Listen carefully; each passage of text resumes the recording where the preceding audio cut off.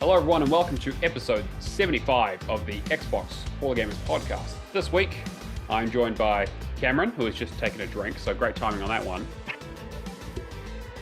Just extend it out. Yeah, extend it out. It's fine. I'm not cutting this. This is all going in. I'm not doing another take. So hello. Perfect. And Alex. Hello, everyone. Thank you for being here, Alex. It's I know it's a bit of a busy week for you. Dead Island 2 coming out and everything. It's actually the biggest thing on my calendar this week. Yeah, that's fair. I heard you had some other stuff going on, but it's like whatever. We don't need to talk about that. I mean, he doesn't have to give birth to the kid. He's fine. That's fair. Okay, well, I suppose now that you brought it up, we should talk about it. Alex, We'll just say a congratulations from us. Obviously, we've already said this, but yes. Congratulations on the birth of your second child. Yes, thank you. My wife declined Senua as a first name, which I thought was very disappointing. That does sound like a real sacrifice, yeah. God, that sounds like such a kid joke. Oh, man. You thought that when we were talking before the game. Nothing less from this podcast. No. On point. I did talk about there being a story in the bed next to my wife. They named their kid Clementine, their daughter Clementine. And Nicole was like, oh, where did Clementine come from? And she's like, oh, me and my husband played this video game together. And Nicole was like, oh, it doesn't happen to be Walking Dead Telltale game, does it? So they bonded over that. Gotcha. I did suggest Clementine as a name because obviously Clementine is massive badass, but then Clementine Ford exists. So I could never, ever name her Clementine. Fair. I'm trying to think of like other video game related names that would work really well. Like that aren't really typical. I mean, well, we did call her Ellie. I was gonna say, yeah. And it actually has nothing to do with. I was gonna say you're such a massive Last of Us fan, right? Big Sony pony. It's absolutely true when I say I don't feel like I've missed anything being on Xbox for the last 3 generations, but at one point I did almost buy a PlayStation 3 for the first release of Last of Us because I thought I could get it for about $60. But then I'm like, I've got too many games to play, so yeah. And they've since released it 3 times since then. So yeah, because they re-released I'll it on have a chance PS4, on... they re-released it on PS5, and now it's also on PC as well. So I'm going to have a chance on PS6 and on PS7 and on PS. Yep, exactly. Yeah. Yep. But yes, congratulations, Alex. Thank you, mate. When's the third? No. I'm booking in to see the doctor about getting a vasectomy. Yeah, I highly recommend it. I hope you get like one of those gift packs of like all the I'm sad. I've seen so many like vasectomy packs. Like sad to see it go. Here, have some nuts because you you get that's the joke. Like you get something that normally has nuts in it that doesn't have nuts in it. Like there's so many jokes.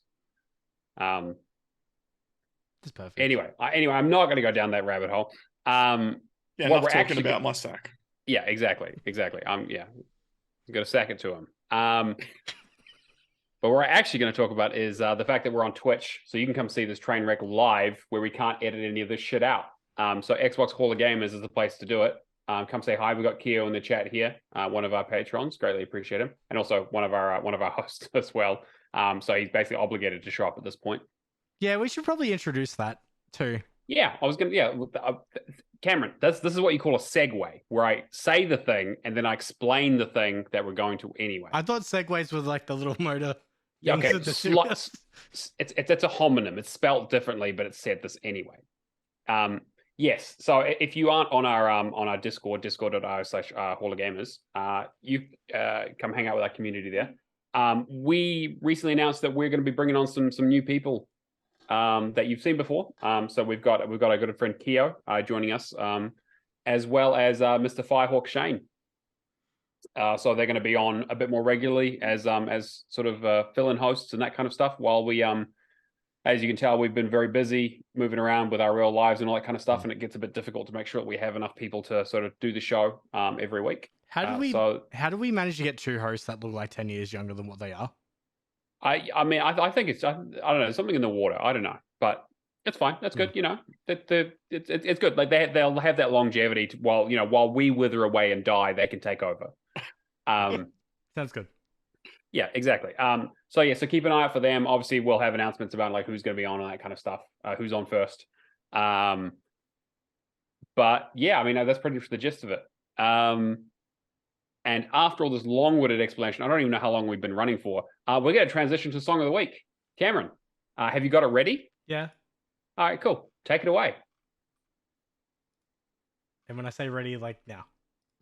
I tend to stay awake just to keep achieving. Hunting ghosts and scary demons. Lots of hours till the completion. I could spend my time playing something better. But I'm lost in the new content forever. Every moment pushing through on this RNG bender. I just wanna close my eyes. I just wanna get some sleep, 'cause I'd skip this game. You're not gonna miss a thing. Easy one this week. I mean, I've been basically underarm pitching to you for the last couple of weeks, Cameron, just so you can at least get some of them. Because I mean, over our storied history of Real Gamer Score and Hall of Games, I'm pretty sure you're batting like a 10% average. Yeah, something like that. My first thought when I heard it was, come on, Cameron, surely. Right. It's stuck in my head now. I want to just go and listen to Aerosmith. Okay, so you know it's Aerosmith. Do you know the name of the song? I hope. I don't want to miss a thing. Amazing. Do you know what movie it was in? It's that 2000s, like, we've got to go to like an asteroid and blow it up. You know what? That's fine. Yeah. Is it Apollo 13? No, that's the one. Apollo 13. Yeah, that famous historical movie event with Tom Hanks. Yeah, that's the one. I know this. Houston, we have a problem. There's a big fucking asteroid, and we need to drill into it. I know this. Jeez. I'm guessing the way you're talking, it's not Apollo 13. No, it is not Apollo 13. Damn Well, now I know what the episode title is going to be. That's great. That's easy. Sorted. It's Armageddon or something along those lines. It is Armageddon. Yes, it is Armageddon. All right, cool. Also came out at the same time as Deep Impact, which was another movie about an asteroid coming to hit the Earth. They just happened to come out at the same time for some fucking reason. But only one of them had Aerosmith. Mm-hmm. I mean, I like a bit of Aerosmith. Also, if anyone hasn't seen the music video for this song, you need to go watch it, because they did the thing where they splice in scenes from the movie into, because it was like they made the song for the movie. It's like my favorite apocalypse kind of movie after Sunshine. Sunshine's good. Well, the first like 2/3 of Sunshine is really good. The beginning, and then like when shit goes wrong. I wouldn't say the end falls flat, but it's not. It could be a lot stronger. A lot stronger, yeah. But yeah, like I love that, because that's Michael Bay, right? So like this is like pre-Transformers Michael Bay, and there's a bit where because Bruce Willis is in it and all that sort of stuff. And like I think it was, I'm trying to remember who it was. One of them asks Michael Bay, is like, because the whole plot of it is that like they get these oil rig workers because they want to drill into the asteroid to blow it up, and so they got to teach them to be astronauts. And they were like, one of the questions was like, wouldn't it be easy to teach astronauts how to be drillers as opposed to teach drillers how to be astronauts? And Michael Bay told them to shut the fuck up, and that was the end of that discussion, apparently. So and the rest is history. We're on like fucking like Transformers 9 now or whatever. Anyway, Cameron, do you want to talk about our plans for next month? Yeah. So it's been roughly a year. Yep. So Game on Cancer has got the superhero streamers campaign running again next month, which we're going to be involved with. Me and Matt discussed doing a 12-hour live stream again. However, we will be starting it during the day and ending it like not at 5 a.m. this time. Yeah, I think that'll be better for everyone involved, because if you go 6 a.m. back till and 6 watch, p.m. or something. yeah, if you go back and watch the last stream, that last hour was rough. We just fall apart. Yeah. But with this 12-hour stream comes plenty of new ideas that we could experiment with. I think we went a little bit chaotic with like food combinations, all that kind of stuff last year. Worked out quite well. Well, yeah, I also ended up. Okay. Yeah. Allison needs to understand instructions. That's where this discussion begins. Allison does not dump free ingredients entirely into a bowl and force you to eat it. Yeah. I mean, although to be fair, the was it maple syrup and pineapple was actually not too bad. Yeah, I mean, if you mix a whole bunch of sweet stuff, it's going to be sweet. It's going to be Should fine. be probably okay. Yeah, exactly. There's some stuff in there that wasn't too bad. No, but so we're coming up with some ideas and what we're going to do for that. But obviously, we want to do another stream. And like Keo said, yeah, we've very conveniently taken on 2 new hosts right before we announced this. So strap in, guys. And we're obviously hoping to have some guests in and that kind of stuff. And so we'll like we did last time. We want to try and raise as much as we can. And we'll probably do some live song of the weeks and that kind of stuff, and play some video games and try and figure out. I think what we're thinking about kind of throwing around is doing some Halo stuff. I'm totally like spitballing here, but the idea I have straight off the bat is doing Halo MCC, starting off on easy with just me and Matt doing Halo 1, and then we might add in some donation goals, like donate $50. We raise the. I'm just spitballing here. Like raise $50, we knock the difficulty up the next level. Or we add a skull. Yeah, we add skulls, or we kind of fuck around with stuff, or we like make sure we don't use certain weapons, for example, just to kind of try and make it a bit more challenging. Because we know Halo inside and out, so we're gonna start on easy too. And if like somebody dies, they might have to take a shot of hot sauce. Or oh boy, yeah, that's gonna be that'll be fun. So yeah, I hope you got some hot sauce at home then, Cameron. Yeah, I got hot sauce. Yeah, I'm looking forward to Halo 2, basically, just getting one shot by jackal snipers the entire way through it. Yeah. Halo 2 is going to be the main hurdle, but yeah, that's part of the idea. I'd love to do like another we've got to see if we can get Kirby on for more chaotic stories. Yeah. Do like a game show kind of thing again. I don't know, there's plenty of other ideas we can float around. Yeah. So we'll again, we're sort of spitballing. So that'll be we're aiming for May 13th at this point. So we'll keep everyone up to date. But as always, the Discord is the best place to see all the latest updates. I also have another idea. What if we combine all the soups? Oh no. Okay, I'm good. We're moving on. So we have I think we have 2 questions. Well, we have one actual question and then one question that Cameron's put in here. But we have a question here from my good friend Isaac, Mr. Logic Dad. Said, hey guys, what do you think about clickers and visual novels that basically play themselves? Do you play them? Do you avoid them? Thanks for taking my question, Isaac. I don't know, Cameron. I mean, I have Cameron. You're not much of a story gamer, right? And those, I mean, those are basically like there is novel in the title, right? So look, it depends on what kind of. Like, obviously, we're talking about like the Rattlearkers and all this kind of stuff here, where it's like easy and that. I used to do them just for the quick gamer score. Now there's no point really. Yeah. Like if it's something like a visual novel, like Pentiment level, I feel like it's a different ballpark though. Pentiment is very narrative focused, but I wouldn't say it's a visual novel. Like you still have to like walk around and do stuff. Yeah, that's fair. But I understand what you mean. Yeah, traditional visual novel though. Yeah, I don't say I avoid them. I'm just saying with such a mass amount of look at these 2 weeks for example. There's that many games coming out. I don't know what to do with myself. Yeah. It's just one. just the one game. It's gonna Coffee take a long Talk time, 2. Coffee Talk. You're right. No, you're right. I mean, Coffee Talk 2 is very close to being a visual novel in a lot of ways. Okay, so games like Coffee Talk 2, that's the kind of stuff I will play now. Like I played 2 hours last night on stream, loved it. But I think just Toge is really good at doing that, like story level kind of stuff. Sure. I mean, just because a game doesn't have a lot of gameplay doesn't mean it's like boring or uninteresting, right? And I still think visual novels can have a gameplay loop to them, even if it is as simple as like continue the story on by making a beverage. Yeah. I mean, some of them have like, play like a little card game or play like a little mini game or something just to kind of keep the gameplay going. But I know what you mean.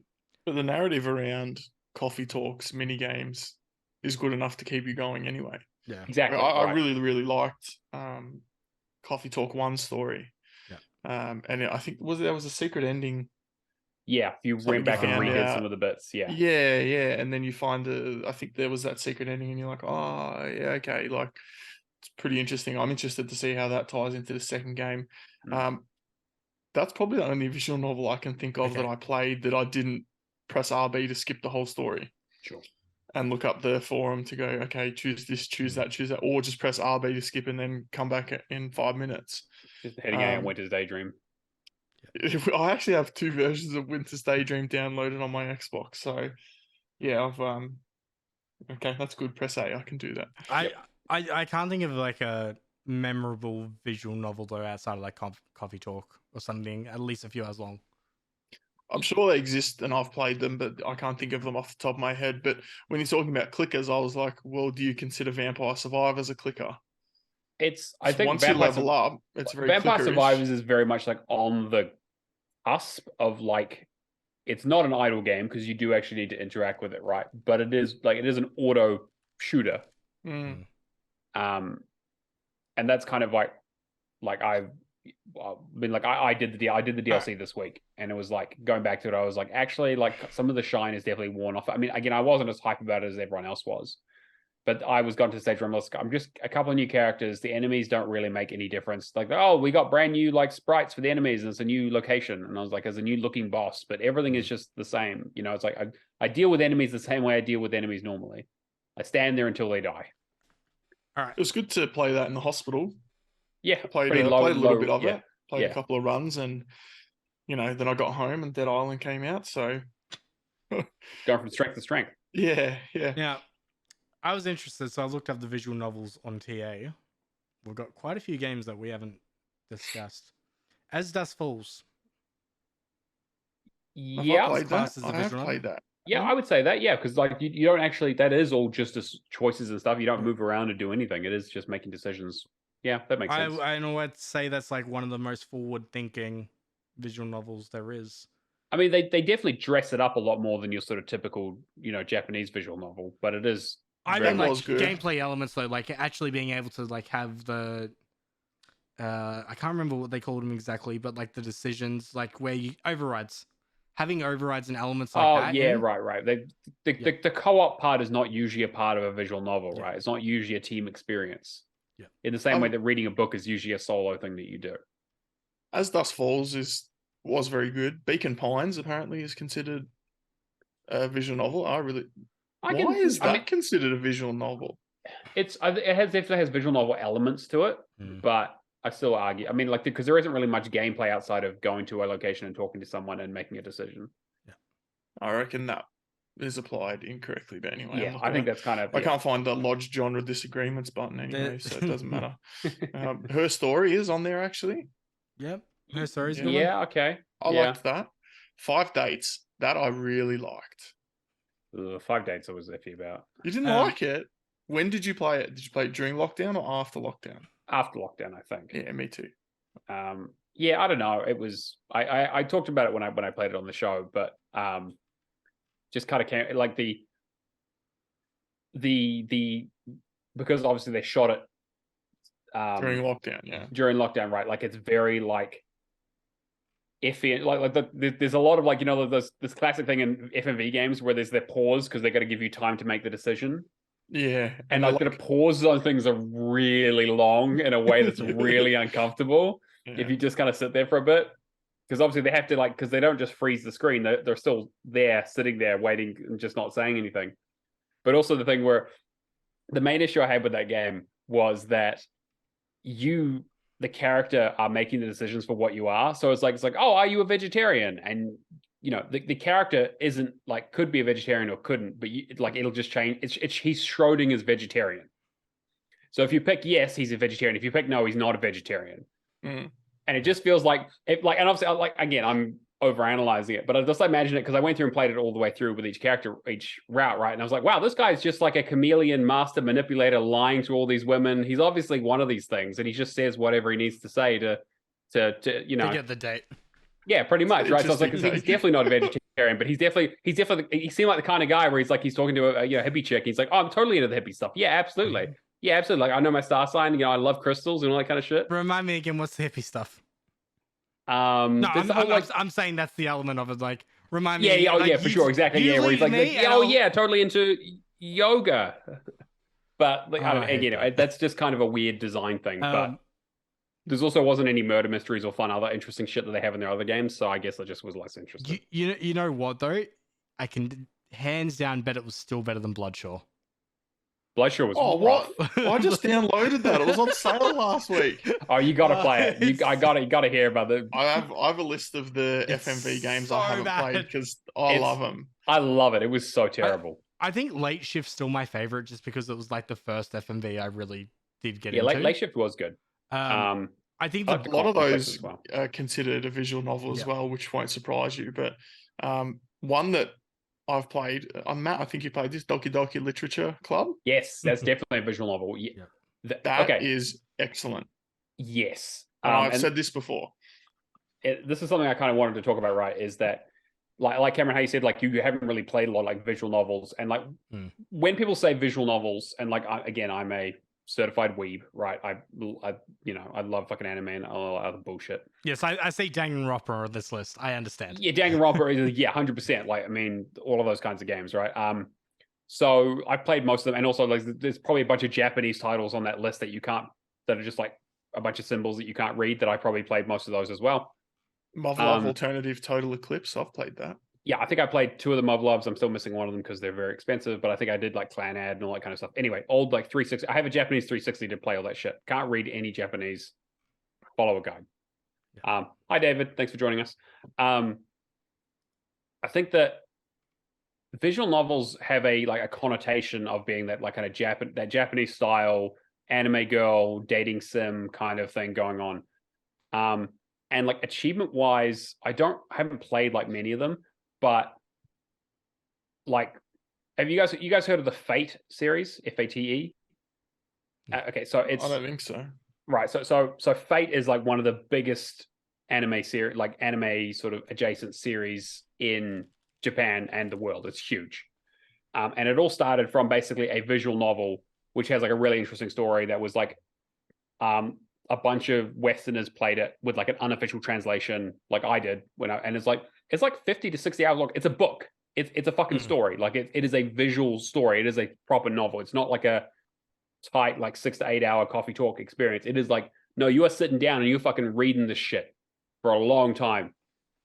Has like 3 different routes from different like branching stories. And then it got so huge that they spun off and did like prequels and sequels and spin-offs and like alternate history and then like anime and then they made like a million games about it. Like it's all like the whole like gacha mobile game thing. One of the biggest ones is the Fate series has like one of the biggest gacha games outside of like Genshin.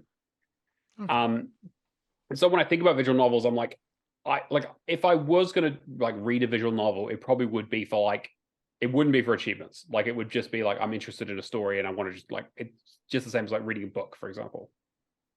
That's a long book, 50 to 60 hours. Yeah, I mean, yeah, again, like it's kind of, obviously it has like, and they're not all amazingly written, and they're also usually translated from Japanese, so you lose a little bit on that. But yeah, like, I don't really feel like I would want to play them for achievements or play them. I mean, if I'm going to run through them just for the achievements, I'm just going to skip everything. But if I actually want to experience it, I don't think it would be like an achievement game thing. I think that the hard thing for me too is like, removing achievements, removing like wherever there are or whatever, adding a visual element to a story. Like you may as well go and read a book because at least you have your own imagination to draw the picture. Sure. Although to be fair, like some of this has like really good art and some of it does actually have like voice acting. Yeah. And so like, again, it's like an additional thing. And also you get to make sure it is essentially a choose your own adventure book, right? Yeah. Which is like hard for something to do in those regards. But And and then on the degenerate side of it, sometimes you get to see some tits. Like that's the other bit, is that like a lot of the stuff from Japan. Now we get down to the main crux of the argument. Well, that's the thing, is that like even the original Fate series, right, which was like is huge, and they've kind of moved. They've definitely, but it started off like that game has like a couple of sex scenes in it, and like whenever you talk, like the authors now are like, no, that didn't happen. They like whitewashed the shit. It got popular, and they were like, and everything we do from this is going to be like squeaky clean. Like the most we do is some like fan service, and then it's like, but we turn this into a brand. Whereas it's like, oh, this was just a visual novel.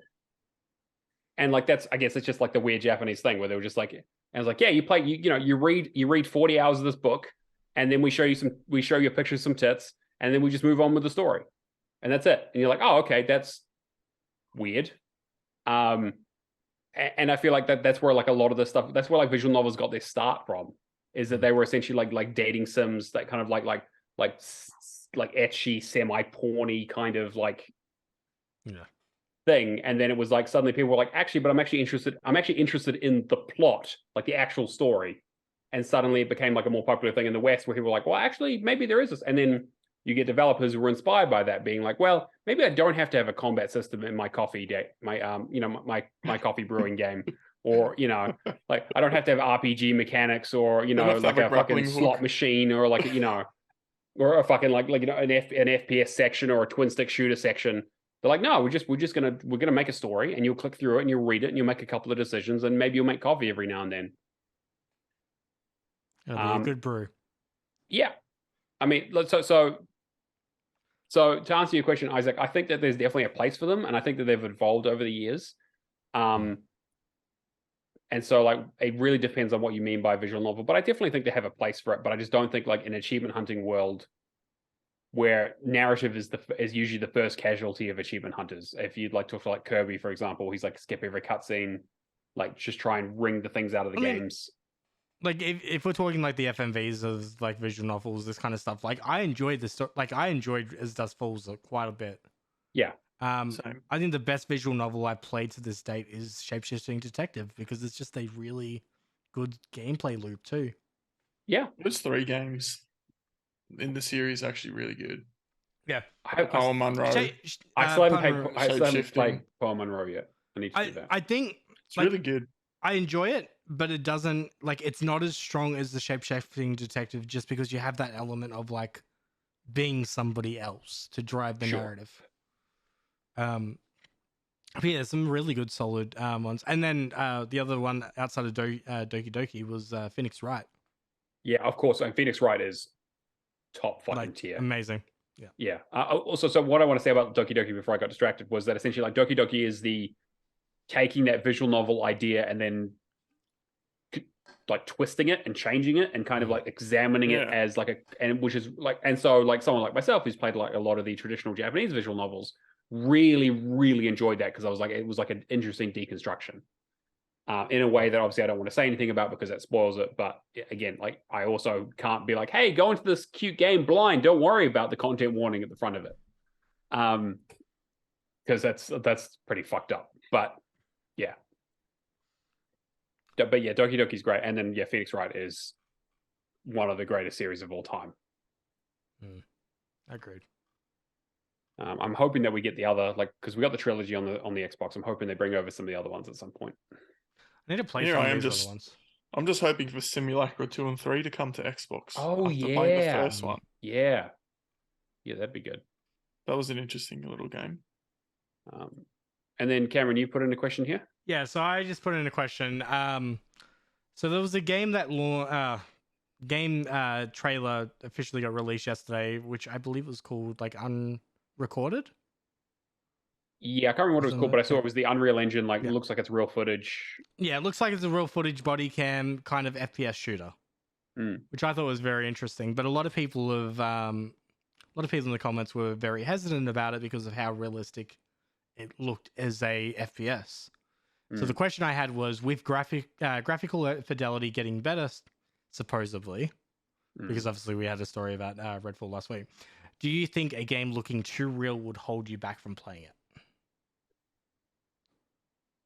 And this is across any genre. Like, I know there's going to be like for example, myself, I would go like, all right, I don't want to be in a war simulator. Yeah, I love that COD looks amazing as it is now, but Yeah. I don't want it to turn into something too like Sure. yeah. Oh, well, I guess like okay, well let's just restrict it by saying like when we say realism, we're talking about visually because Yeah. because adding realism to video games in general is kind of usually a bad move. You know, like I think that's one of the chief complaints about Red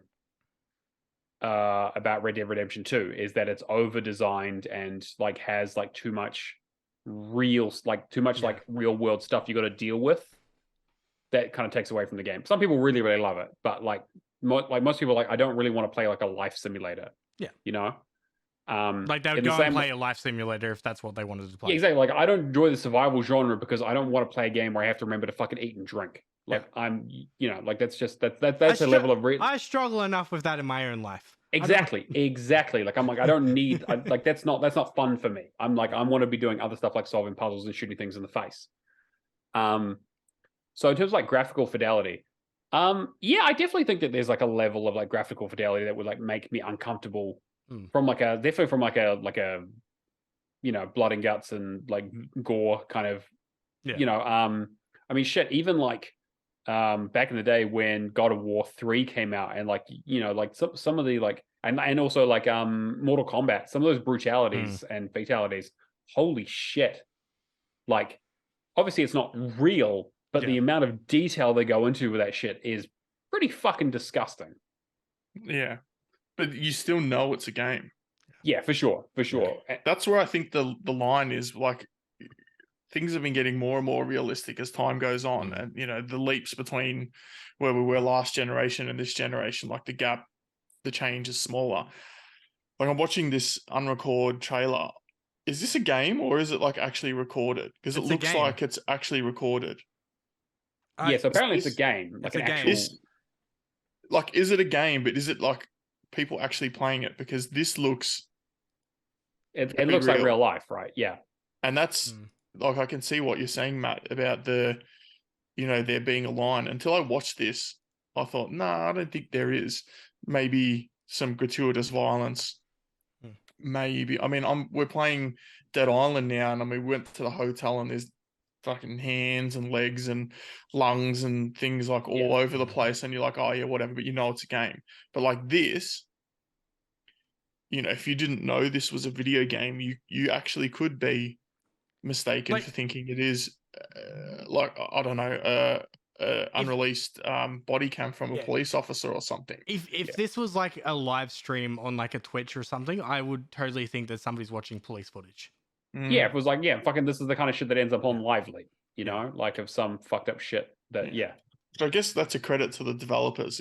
If that's what they're going for, which it seems I mean, like you know, this is just a small slice, right? But if this is the whole game, like it's quite realistic. But I mean, there are other games in the same realism vein that, like I'm thinking, was it 5 Days in Fallujah or something? That's meant to be quite realistic. Days in Fallujah. I remember that was kind of that was their original pitch for the game, that it was going to be like a very much real life warfare simulator, which obviously there's some big controversy about that in general.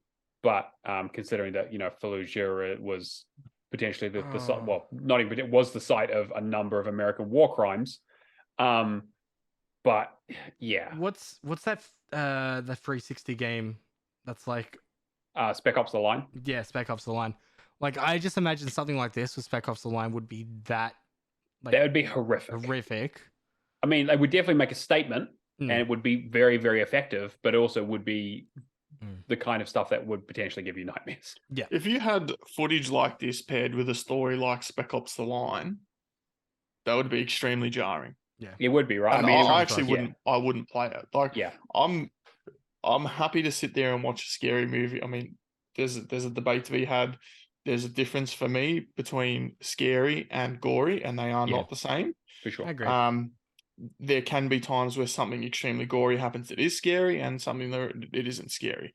But I can sit there and I know that it's a movie.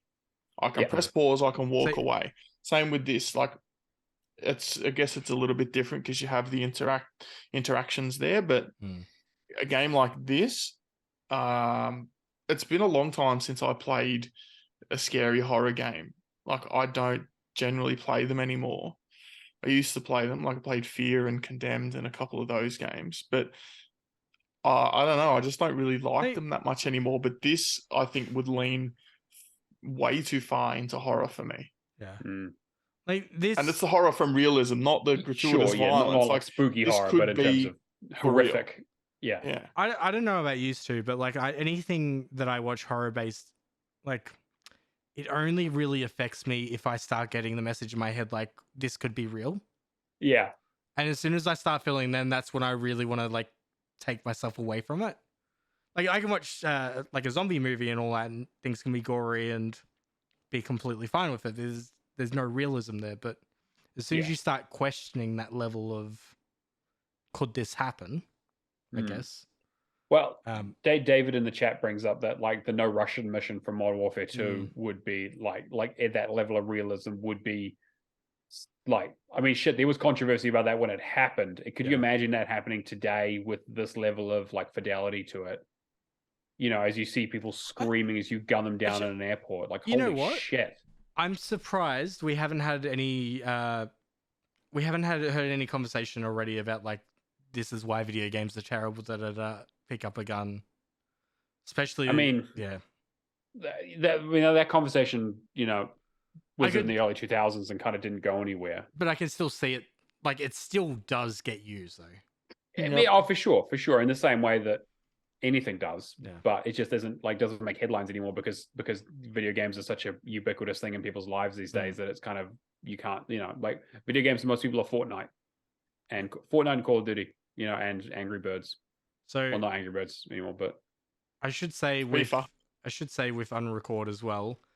Unreal Engine 5 is capable of photorealistic visuals, and the motion blur and grain filters applied to imitate body cam footage could hide some imperfection to give the illusion of real footage. Sure, yeah, they reduce it down to make it look a little shittier to make it more realistic, which is interesting but makes sense. To be fair, like you know, how am I going to put this? We have seen a lot of fucked up body cam footage over the last few years. You know, like this is, I think that it's also quite like a charged thing to be putting something out like this in this environment where you're like, I won't go. Obviously, I'm not going to labor the point, but just like thinking about like timing wise, but also like when's a good time. But whatever, like it's a fucking video game, right? You're like, I'm not going to be the kind of person who says, you know, you shouldn't be doing this, you shouldn't be doing this. Like whatever, do whatever you want. Well, it's but a French indie studio, and correct me if I'm wrong, they've had quite a few, like they've had a few incidents over the last few years, right? Like with, well, but nothing like the US. I mean, true. The US is, and again, that'll be their main market, right? Is that like, I mean, shit, even this week stuff was going on in terms of like the story about the kid who, you know, went to the wrong door and anyway, it's like just anyway. But it's the greatest country in the world. Don't forget that. 100%. They will not let us. Anyway, let's move on to some of the news. Cameron, what have you found for us this week? All right, let's go. All right, where do I want to start? I'm going to start with positive. Call of the Lamb is getting an update. And new achievements, right? And new achievements, which I love. Have either of you seen the new trailer yet from Devolver? No. So they're adding in a whole bunch of different new relics. They're adding in revamped crusades, enemies, bosses that will give the Lamb unique effects in combat. Like outside of this too, there was like an 8-minute animation, like that's been in the last few weeks. I need to send it. I'll put it in the Discord after. Just amazing of like the Lamb just going away on a crusade, coming back and like running the camp. Like 100%, this should be something that Netflix should pick up because I was laughing my head off. Elsewhere, Relics of the Old Faith adds other nifty improvements in quality of life features, such as being able to assign a follower to cook up to 30 meals for your flock, and new shared shelters that will house up to 3 followers. You'll also be able to build a new crypt for storing the mounting corpses of your previous followers, and farm plot signs that use the Lamb's power of suggestion to encourage followers to organize their crops. You can also expect a new photo mode and new and unusual forms for your followers, including badgers, penguins, raccoons, and more. TA doesn't know anything about the new achievements yet, but we know the update is coming out on April 24th. I'm not sure if I mentioned. Yeah, like very soon. At PAX East, the Devolver booth was massive. Like one side of it was Angerfoot and Terranil facing the front and their merch stand. The back of it was entire like sermon, like filled with candles and all that, and like 4 stations for people to play. Massive monster just answering questions in the middle. Like, Gotcha. Looked friggin' amazing. And Massive Monster are just like easy to talk to. I mean, they think, yeah. I mean, like from what we saw of them at PAX Australia, they seem like a bunch of great people. Yeah, I will be very interested to like. I would 100% not be surprised if Massive Monster is just like Cold Lamb IP now. That's all they like work on. What are the microtransactions like in that game? I don't think there are any. No, there's no microtransactions. That's what I thought. And yeah, that's what I thought. But it's like it makes me happy to see a small developer go so well. Just making a video game that's solid, and because an it Aussie just developer. proves. Yeah. Wow, I didn't remember that, but it just it shows that you don't have to put in skip your waiting time for $1 bullshit to make money on a game. I've said this before as well. If you make a game and you make it good, people will pay for it. Yeah, as long as you have good marketing behind it, so people can see it. But if people know about it, they will pay for it. Yeah. Yeah. I mean, I wonder how much if Unrecord could have just put that video up, and people are going to talk about it, like stuff. It's very hard, I think, to go viral like that. But if I reckon they would have sat there and gone, okay, if we put this up, people are going to go nuts. Yeah. And they surely, if it's getting that much attention, I don't think they would be surprised. So, I spoke to one of the Massive Monster guys at PAX East, and I was talking to him about the plushes, for example, for Cold Lamb. I think he told me there was like only 10 plushes available for sale, or something like that. Yeah, it was like ridiculously low because they weren't expecting the kind of reaction they were going to get. It was a massive success in a way that they weren't anticipating, right? I mean, I'm sure they knew they had something decent on their hands, but like the internet sort of took it around with it. This whole point of this DLC too is obviously with indies you have like your biggest thing is scope. Like it's so easy to like get outside of scope and just let things creep up and all that. Whereas in, I'm pretty sure they said that with this update, this is the original vision for the game. Right. Like this is what they were originally intending, but they had to scale things back. And this is a free update, right? Free update, yeah. Which is incredible. Yeah. Really? I didn't know that. I thought it was like a paid story. No, DLC they're giving it away, which is nuts. Wow. I 100% could see them like continuing to work on this game though. I mean, I think next step would be a sequel. To be honest, I think they would probably want to do something like they want to make some more money on it. To be honest, and I feel like that's probably the way to go. But I mean, we had this conversation last week or the week before about me talking to Thomas Seller about IP. Yeah, they could 100% take the Cold Lamb IP and put it in a different direction. 100%. Yeah, you just build that universe and you build a new character and you just make it in that world. They could 100% do that easy. That's a franchise right there. I'd be interested to see if they would like take off the roguelite aspect of it. Because if I was to pick between the life sim and the roguelite aspect, I would definitely say the life sim would be a more solid game. That's what people are that's what the the wider appeal I think was from it, was that you could make your followers eat shit, basically was the thing. And the roguelite mode was simple enough that you could just get back to making people eat shit. The animation. The one thing I know about the game is that you could do that. The animation, just like, we're not going to eat shit off the floor. That's awful, but put it in a bowl. Yeah, exactly. But I'm really excited for this update. Man, I as soon as I saw the release date, I was like, man, why does it have to be this week? Why does it have to be this window? I mean, you don't have to play it right away. It's fine. Yes, it's not going anywhere. Yes, I do. That's 100% no, what I do. Cameron, you can wait to see if the achievements work before you play it. Oh, I'm still got the completion. I'm still gonna play it. Yeah, fair. 100% gonna go for first, especially if I've got a public holiday on Tuesday. True. But yeah, I'm really excited for it. Everybody else is really excited for it. I should. Yeah, everybody is really excited. There we go. Amazing. Cool. For those audio listeners, Cameron's holding up a Cult of the Lamb plushie. It's so cute. Thank you, Alex. You got to it before I could. As a mostly audio listener, I appreciate when the visual gags are explained to me. I mean, Yeah.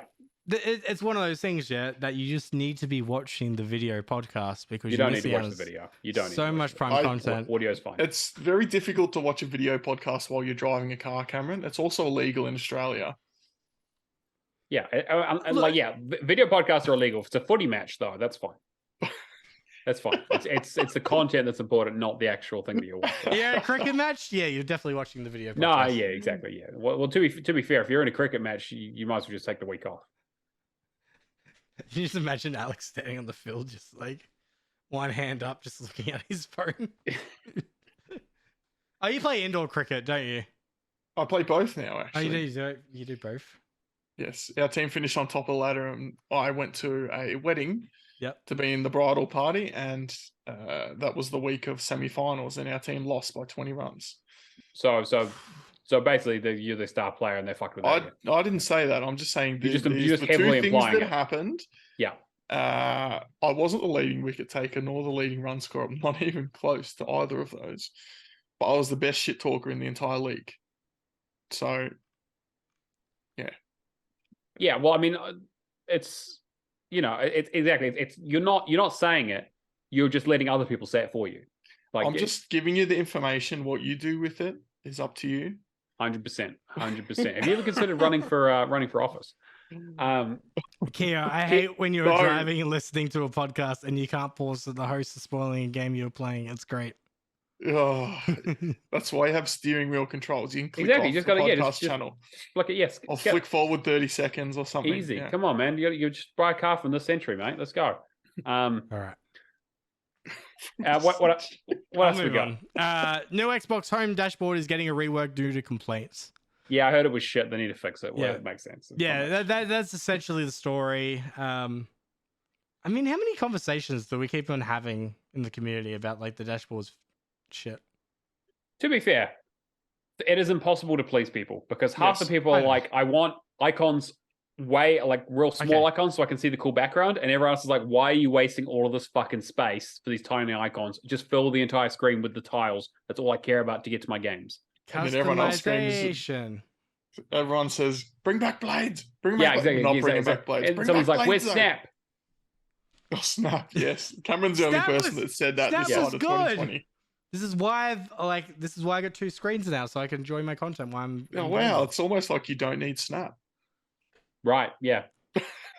Again, welcome to the 21st century. I actually, this is quick side note. So Matt got a new TV this week, yeah. I did get a new Yep. TV, yes. Now, pre-sending that back in like 2013 Xbox One generation, when I first got my console and that, I used to game on like a 50-inch TV screen, yeah? Yep. The reason I stopped doing that was because they got rid of Snap. So the I'm you not just really need- seeing, I'm you- not you- seeing yeah, the you connection. just need a bigger TV? No, this is why I went to monitors though, because they got rid of Snap. It's, Oh. ea- I mean, it's you can- easier to like enjoy a piece of content while you're playing like a grindy game. That's why I have a laptop. That's exactly I why I have a can't do I it. laptop. literally have a like- laptop sitting right next to me so I can look up my guides and shit I and can't have like a do it with podcast laptop. playing. I Yep. can't do it. I can't do it. You're outvoted here, mate. I'm getting the thing from the Survivor, and I'm putting your Two torch out. monitors. You've been evicted. Nothing can beat two monitors. Yeah, the TV. I mean, I I have two Pretty much. monitors here while I record the podcast for the PC, right? But like, too. it is useful. I will give you that. Like, I'm playing through Destroy All Humans, and I have the walkthrough on the left side, and I have the game here in front of me, so that makes it easier. Like, But I basically did the same thing, except now I do it on an 85-inch television. I can't do it. Like all that, like seeing all that much screen, it's terrible for me. I mean, to be fair, I do have a little bit of eye strain at the moment because it was way too bright, and also it's not on the stand; it's still way too close to me, so I do have to almost turn my fucking head to look at it at the moment. But that will be fixed when I sell the old one, sort of. I told you, don't sell the old one. Just use it for a TikTok video and go viral. I mean, Cameron, Cost of living, mate. Come on. I wish I could. Yeah. Anyway. TV's growing trees, right? Yes, exactly. Yeah. cool. Yeah. Anyway, yeah. So new dashboard, hopefully. Honestly, they just need to include the customization options. Yeah. To be fair, actually, that would be the correct answer. Is to just. That's make what it I'd want as customized. well. But at this point, I don't care. Do whatever. I'm just going to go to the My Games and apps. Exactly. I and spend go so from there little time anyway. on the dashboard that I do not Yeah. give any kinds of fucks. Yeah. Okay. It annoys me that they advertise to me on the dashboard, though. Especially considering you pay for Game That's Pass and all that right. other bullshit. That's Okay. right. This is funny to me. Yeah. People go on about dynamic backgrounds all the time. Mm-hmm. Why the hell isn't anybody talking about customization with the UI? Other than just simple colors. I would love if I could just bring up my guide stuff on the left and just have a sweet Halo skin or something like that. I Yeah, have but a Rocket League skin as my Yeah. dashboard picture. makes sense. Yeah. Because everybody's just not everybody, but you got those vocal Maroni that are going on about oh, we've only received 4 or 5 dynamic themes since the start of the Series X, which is true. I mean, and they did advertise that as a feature. Yeah. So, But at the same time, how many people are staying on that menu? I mean, yeah, I'm with you. Me too. But yeah, not really much else to say about that one. Moving on, let's talk about the one step after full delisting. Yeah, let's make this quick because this is just the story. It just annoys me so fucking much. Just the fact that this is a story and this was a thing that happened and this is a reaction to a thing that happened, and I think both things are fucking stupid. I agree. I love it. It's still funny to laugh at. All right, Cameron, let's run us through it. All right, so One Step After Full was essentially a baby game that originally came out. Is the key term there. What? It was? What, did they change the achievements? No, yeah, It's now not available. Isn't. It was a game. It is no longer a game. The original stack's still available, right? Sure, but yeah. All right. So controversial language stacks for easy gamer score title One Step After Full have been delisted from the Xbox store following a tweet last month from ID at Xbox head Char saying that Microsoft would look into the game. So essentially, what happened was that they brought out an Espanol and a Dash version. Deutsch, German. that's German. German, yep. German and Spanish. German and Spanish, yeah. And they essentially got delisted. Is the crux of the story, yeah? Unsurprisingly, because that's against the term of service, you should be putting language options within your game. You shouldn't be making language versions of it if you don't have to. Yeah. And the reason they do that sometimes is because of the content reasons. Yeah. So occasionally you'll have an Australian version of a game because they're going to take out some drugs or some violence or something for the R18 rating. Or a purple dildo. Yeah. Or it's exactly. Or it's like Germany with Nazi stuff, which they're not allowed to show in their games, that kind of stuff that they have potentially there's censorship reasons. The most famous example I can probably think of is Resident Evil and Biohazard. Yeah. Different levels of gore, right? Yeah, so I mean, even Left 4 Dead 2, I think the Australian version has a different level of gore. Oh yeah, true. Yeah. And then Saints Row 4 has the reason Saints Row 4 has a stack in Australia is because there's a mission where you basically smoke crack out of a broken light bulb and get superpowers, which is a big no-no in Australia. Anything with drugs, yeah, very, very bad. Anything with drugs that has a positive impact is basically not allowed. Yeah. So that mission is just not in that game. That PAX panel we went to a few years back now, it was really good, and the whole discussion about how they need to change the rating, but they can't keep up. Yeah. They really should. They should. But red tape, bureaucratic red tape. But yeah, essentially what's happened is the Spanish and the German versions have been removed from players' libraries, with some players overreacting to the delisting. Which, if you want to hear more about one of said comments, go check out the Patreon. Yes. Yeah, but essentially they got hard delisted. I know some people have been chasing them to get access to them. This is going to be a PT situation again. Buy this Xbox because it has PT downloaded. I mean, this is going to be a whole Flappy Bird situation. People are just going to be spawning to Xbox with look, it's really no secret that gamer score has been easier and easier as time goes on. Yeah. And I mean, I don't like it, but I'm a hypocrite. I've played a lot of these easy Zidalon, rinse games. This, though, releasing a game, changing the language, and releasing it to get paid again, for me, that's too far across the line. Like, you're taking a piss in people's mouth, in my opinion. Like, and Microsoft agrees. Yeah. And it's like, oh, yeah, how dare you take my games away? It's like, they're not. They took away a translated version, and nothing is stopping that developer from now putting that Spanish and German translations into the remaining version of the game. And the people that want to play it in German and Spanish can play it in the game. Whether the developer does that or not, I guess is another story. I suspect they won't, because they'll be too pissed that Microsoft nuked them. But it's like, come on, man, you can't do that. Like, and people are just they're so mad about it. Like, what do you think was going to happen? You're taking the piss, mate. Yeah, I mean, they've been pushing. I mean, like, these baby games and that kind of stuff have been pushing the envelope for a little while now, right? It started off with Radalaika being like, "Hey, we're going to put out like hour-long games, and you get all the achievements are all easy." And everyone, but people were like, "Okay, I could get some easy score, I guess." The games are like $5, and they're not awful games. They're just like low. And budget. if they are, they were only $5. Yeah. Yeah, right. Like most of them, like some of them are complete trash, and some of them are just fine. And these are some just developers who are just learning games and just making some basic shit. Yeah. And they weren't all like complete asset flip trash. Then it was like, some of them too are like people learning to make their first game. So like, I'm totally sure. That's like exactly right. Like I'm not going to throw shade on all of them, right? They're like Radalaika are a publisher. They're not a developer. Well, they also do some development, but they're a publisher mainly, right? So it's like that's like they're not.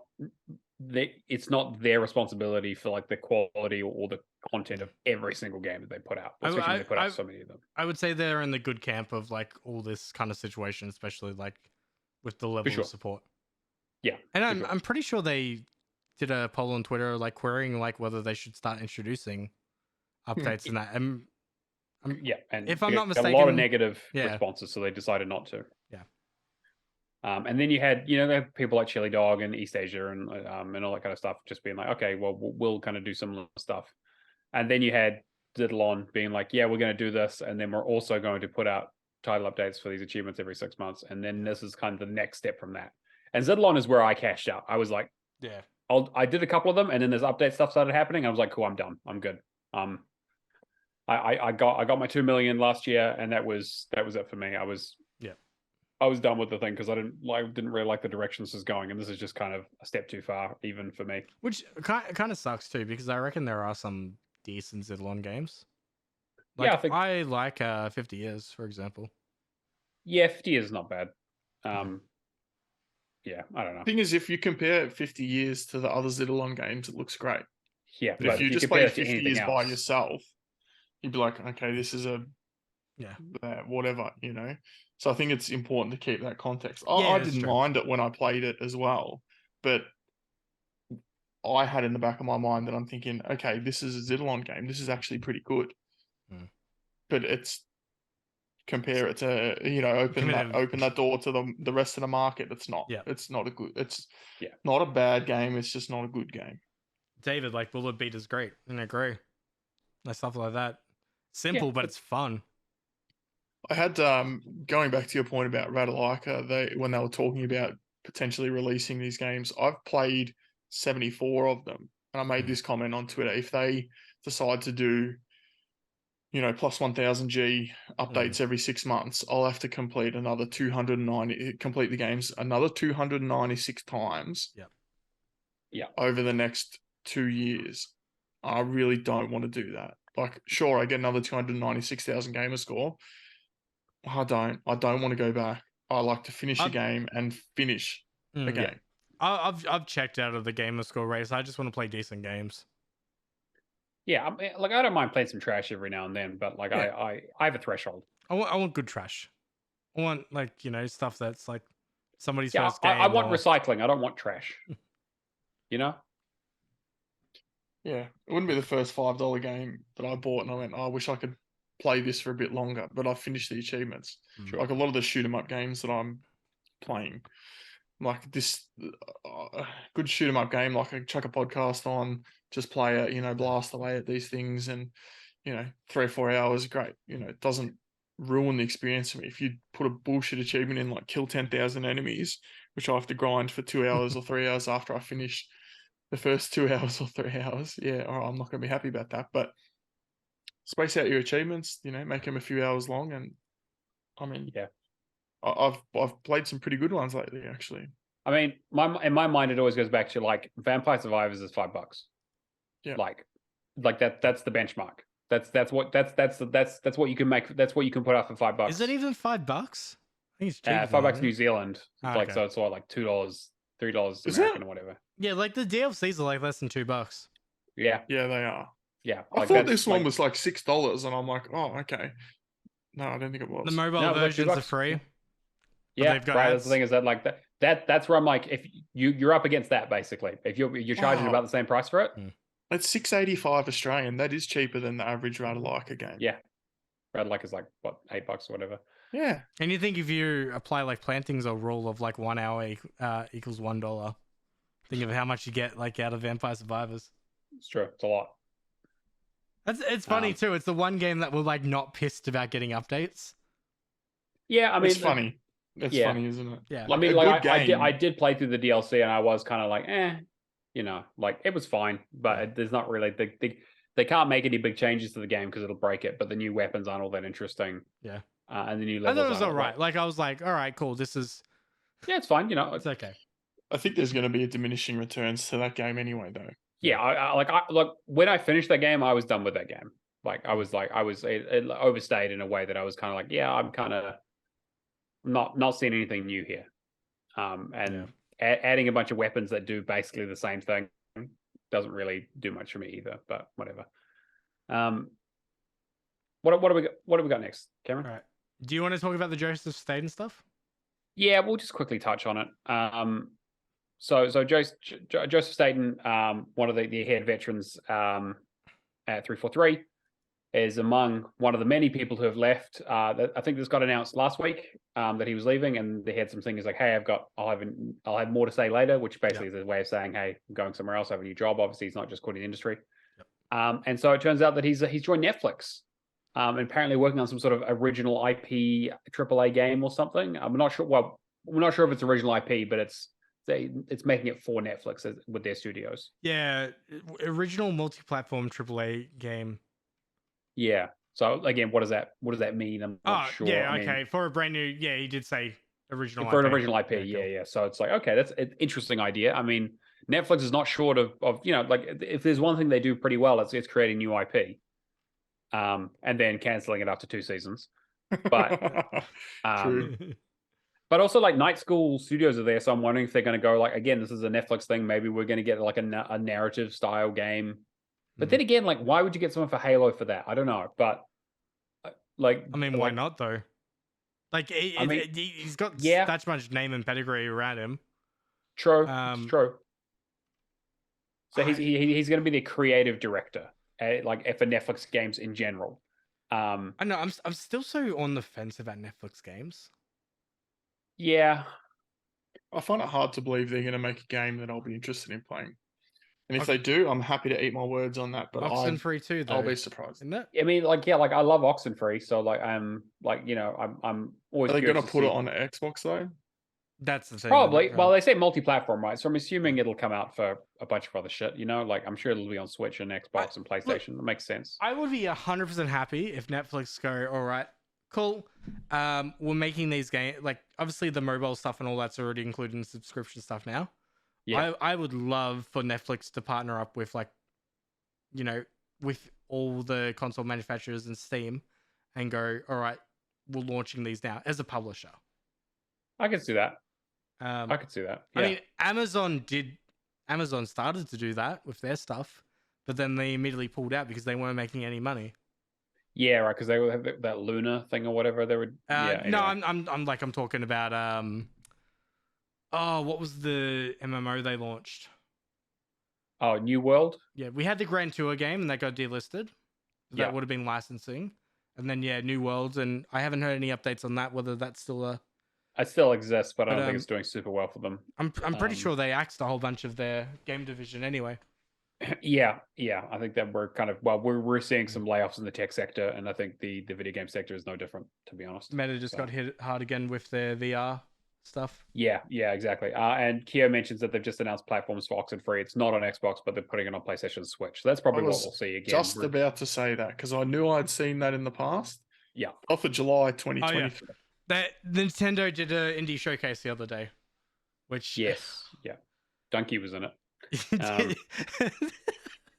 a that great Animal World trailer. That's great. That trailer was great. He's tweeted before and just like, May I snack the trailer, and I'm just like, all right, I gotta watch this. Yeah. And then it's just him nearly falling into the river. Yeah, it was fucking great. Was ridiculous. Oh. But yeah, I mean, like I'll keep an eye out on it. But yeah, like Keo says, and like you said, Alex, like it coming to Xbox is probably pretty unlikely, which is really unfortunate. But never know. I mean, like Destiny was on Xbox, Halo was obviously on Xbox. If you're doing a new IP, who knows? Yeah, you never know what's gonna happen. No. Apparently, there's some Quidditch bullshit going on. I saw this the other day, and I'm like, this looks incredible. I want to play this. Well, okay, so it looks like basically there was an announcement that Warner Brothers is doing a Harry Potter Quidditch Champions games. It's coming for PC at the moment, and then some consoles down the line. Yeah. But probably all of them, considering Hogwarts Legacy came out.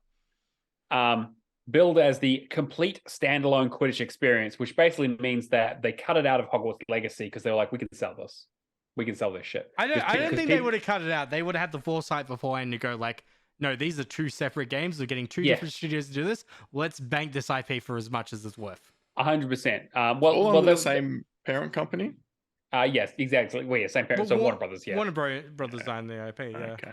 Yeah, they do, yeah. So, so yeah, but it's going to be like an online game. So like it won't just be because I remember back in the day there was that really popular Quidditch Championship game or whatever it was for the PlayStation 2 and original Xbox. Yeah. It's funny because I saw Hogwarts Legacy and I'm like, man, I really want to get a Quidditch game. Yeah. And literally everyone said that. And they're like, why is there no Quidditch in the game? And Warner Brothers were like, oh, yeah, we just didn't have time and all that kind of stuff. And then secretly in the back, they were like, we know you want a fucking Quidditch game. You're going to pay us for it. You're going to give us fucking money for this. Imagine they have Quidditch Ultimate Teams. Yeah, exactly. Like a fucking, you open a pack, you're like, who the fuck are these players? I don't know any of these people. And it's just, Ron Weasley, or you get Harry Potter Gold level Seeker. Yeah, exactly. And somehow Messi is in there just for some reason. You don't know why. Just you're like, oh, okay. I guess he's just photoshopped him onto a broom. You're like, well, it's like I guess this is probably pretty good. Wait, Cedric Diggory post Goblet of Fire. Oh my god! It's just a skeleton. Yeah, exactly. Hey, I mean, it's the magical universe. Anything could happen. But yeah, apparently Quidditch Champions has been in development for several years. Can I just say the funniest thing though, reading this article though, Quidditch Champions has been development several years at LA-based Unbroken Studios, which is also currently contributing to the console versions of Suicide Squad, Kill the Justice League, which just got delayed. Like I just read that message and I go, big oof. There's 100 people working on it apparently. So. Yeah, I think that will be interesting. There's apparently going to be some play tests today or today until over the weekend. Yep. Interesting. Yeah, I don't really. Again, they haven't. I have put out a release date for it, but I would say if they're doing play tests for it, it's going to be this year, right? This is like a holiday release or something. It's either holiday release or early next year. I'm kind of surprised nobody's done it sooner. In all honesty. Well, I mean, again, it's like Warner Brothers have always owned the IP, right? So, like, it's always been locked down into because Quidditch is part of Harry Potter. So it's not like anyone can just make a Quidditch game. But like, you think though, PS2 generation, like ever since then, having an online setting. But we haven't had a Harry Potter game since then, if you think about it, right? We've had well, yeah, like we had. I guess so, yeah, because you had like. Were the movie licensed ones, which was like 5 and 6, and then you've got the that was like the 360 generation. Yeah. which was, I think that's pretty much where it ended, right? Because Yeah. the movies were done, and they were like, well, It was essentially the end of the generation, I'm pretty sure. yeah, into the 360 generation, I know, because I remember one of the, like the Deathly Hallows Part 1 had that Connect bullshit that they put in it. No, there was another Connect standalone one. Oh That's not a yeah, movie episode. It's it was, that's right. Yeah, Harry Potter Connect, but like sure, but like I can't connect as anything. But I guess like they haven't really gone back to the well in a way because they just, again, they hadn't really, I guess they didn't have a studio who could do it. Maybe, I guess, is the point. Like the only other thing you would see is like Lego Harry Potter, maybe, right? But well, that's the other But it rumor makes- going on at the moment. They cancelled a whole bunch of what was the Guardian of the Galaxy, 2 other games just to start working on Harry Potter Lego. yeah, I don't know. They already did Harry Potter Lego, and then they did the remaster. They did No, do to it work last on year. new Harry Potter Lego though. What, like the Fantastic Beasts? Probably Oh, that would make okay. sense, right? I stopped at the second Deathly Hallows movie. That was all for me. Yeah, I stopped even earlier than that, but I wouldn't be surprised if they're just doing a remaster of the original games, like how they did with Star Wars. Well, they already did that. Though. basically did that already, but like a full like Skywalker, like a remake, Yeah, right? that's Because what those I'm ones were thinking. remasters. Yeah, I get what you mean. I can see it. I mean, they've got a real life castle they could just turn into a Lego version, right? It's not that difficult. It's easy. You just change the assets around. It's fine. I know game development. It's probably an AI that can do that for you. Yeah, exactly. Jeez. Yeah, I mean, like, I mean, are you guys interested in this? I don't know. Like, do you guys know? Do you I'll guys be still honest, remember the? I'm more interested in Quidditch than I am in Hogwarts Legacy. I mean, I enjoyed Hogwarts Legacy for the most part. I mean, it does suffer from open world game syndrome, but the only reason I haven't touched it at the moment is because it's too much game. I may as well just buy it later when it's, at a reasonable price. sure. But yeah, Quidditch, like having something that's just a multiplayer experience, it's wholly going to come down to the achievement list.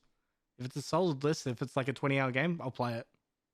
Yeah, I'm wondering if it's going to be I don't know, is this like if it's a multiplayer game, is this going to be a free to play, like, or are they going to sell it, or is it like if they're doing if they're doing testing, that makes me think that they're probably going to go free to play. That's what I'm thinking, right? If they're doing multiplayer tests, they haven't done any kind of advertising about this game beforehand. They've only just announced it, and if they're thinking it's coming out this year, I get the feeling it might be like we're just gonna put it out for free and just riddle it full of microtransactions. Like we joke about Ultimate Team, but like you can have like characters from the books, you can have stuff from the movies, you can have the teams from the expanded universe. I mean, if they do like a free to play and they got like a battle pass kind of situation, I'd be okay with that.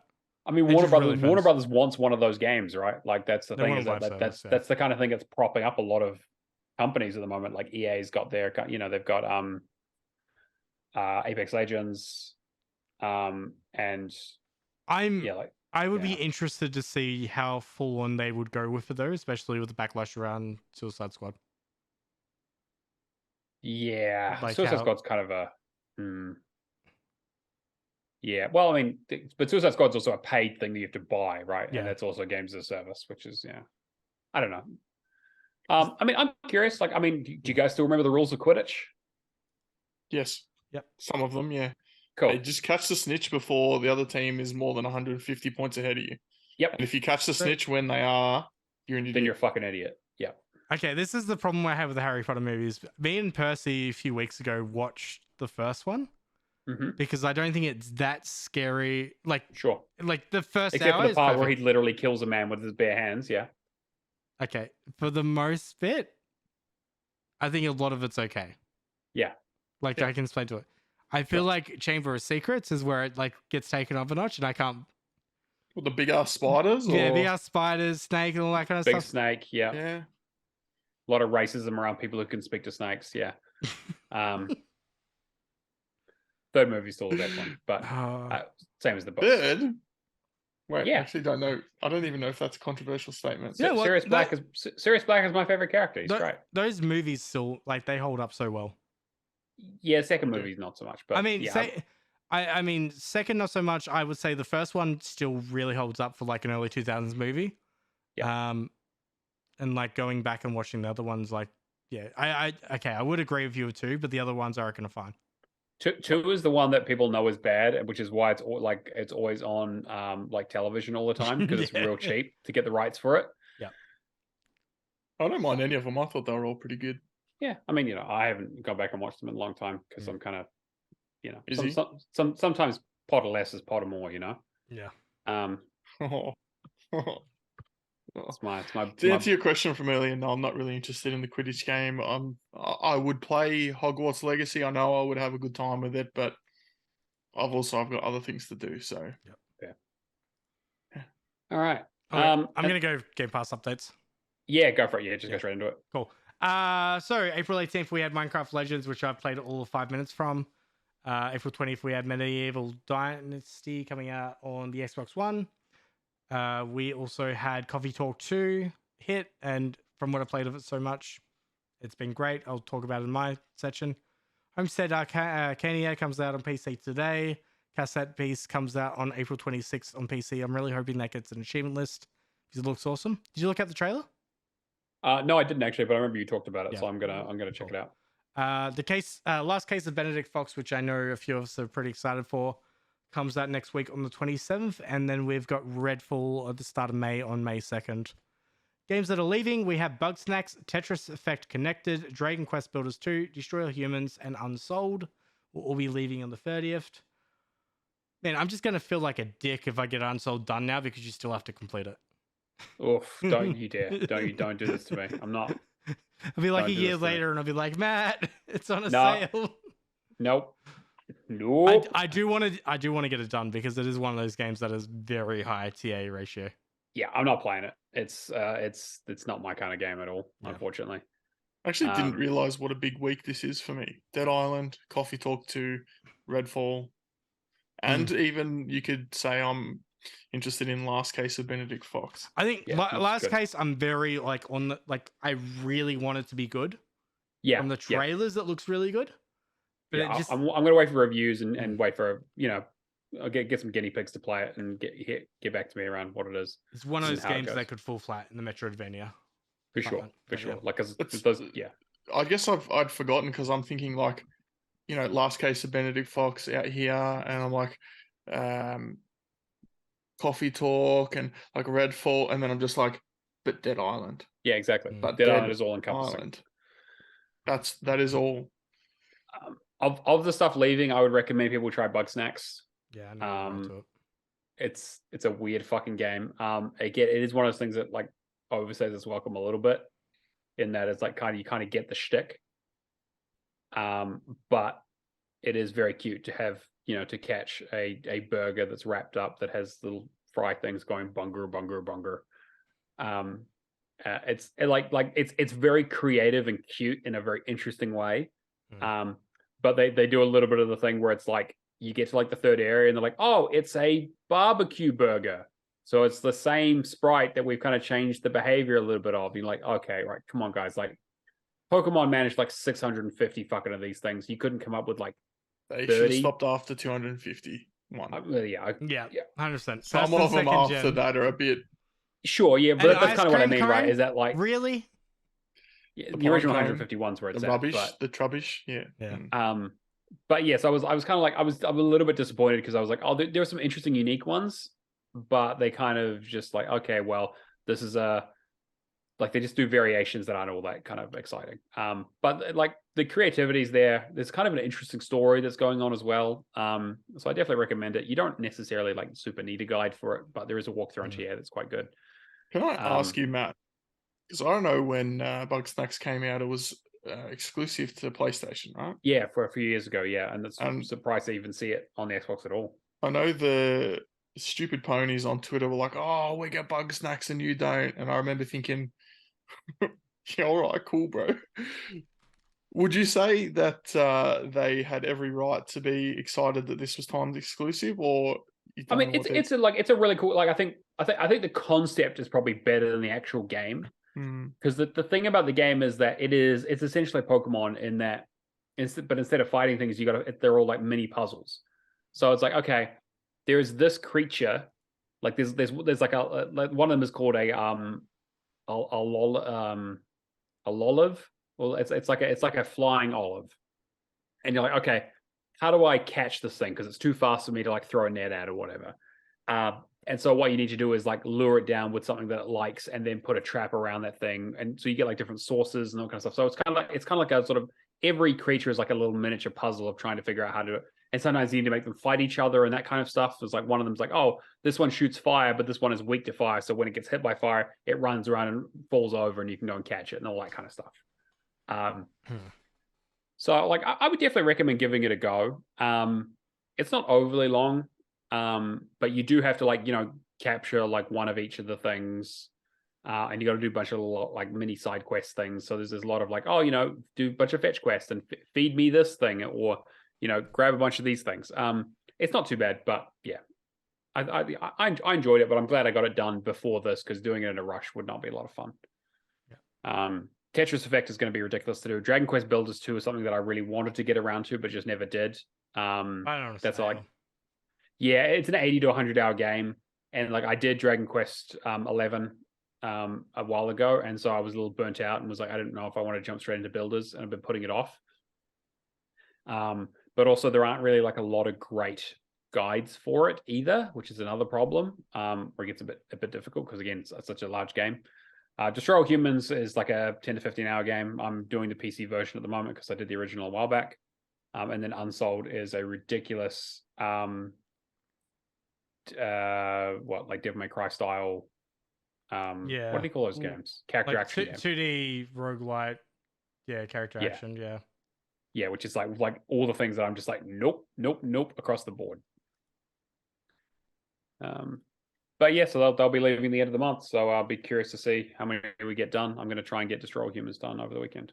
Yeah, I need to go back to Destroy All Humans, but I'm probably just going to wait till a sale and pick it up later. Yeah, it does go on sale quite often. Yeah. Nothing that I'm worried about leaving. Yeah. When I get this all done. I'll quickly talk about what I've been playing, because there's not really much new for me. So I finished up Ghostwire Tokyo this afternoon. So I talked about it a bit last week, where I said, hey, it took me about 15 hours or so to get through the story. And then I got through the rest of the collectibles. That took overall getting all the collectibles and all the like level ups. And there are so many collectibles in this game. Like it's like hundreds. In a way that just is like not, it was like, it's, relatively mindless, because it's like most of them show up on the map. So you can just kind of go and collecting them, just kind of mindlessly, like you're playing like Crackdown or something. Like Sunset Overdrive?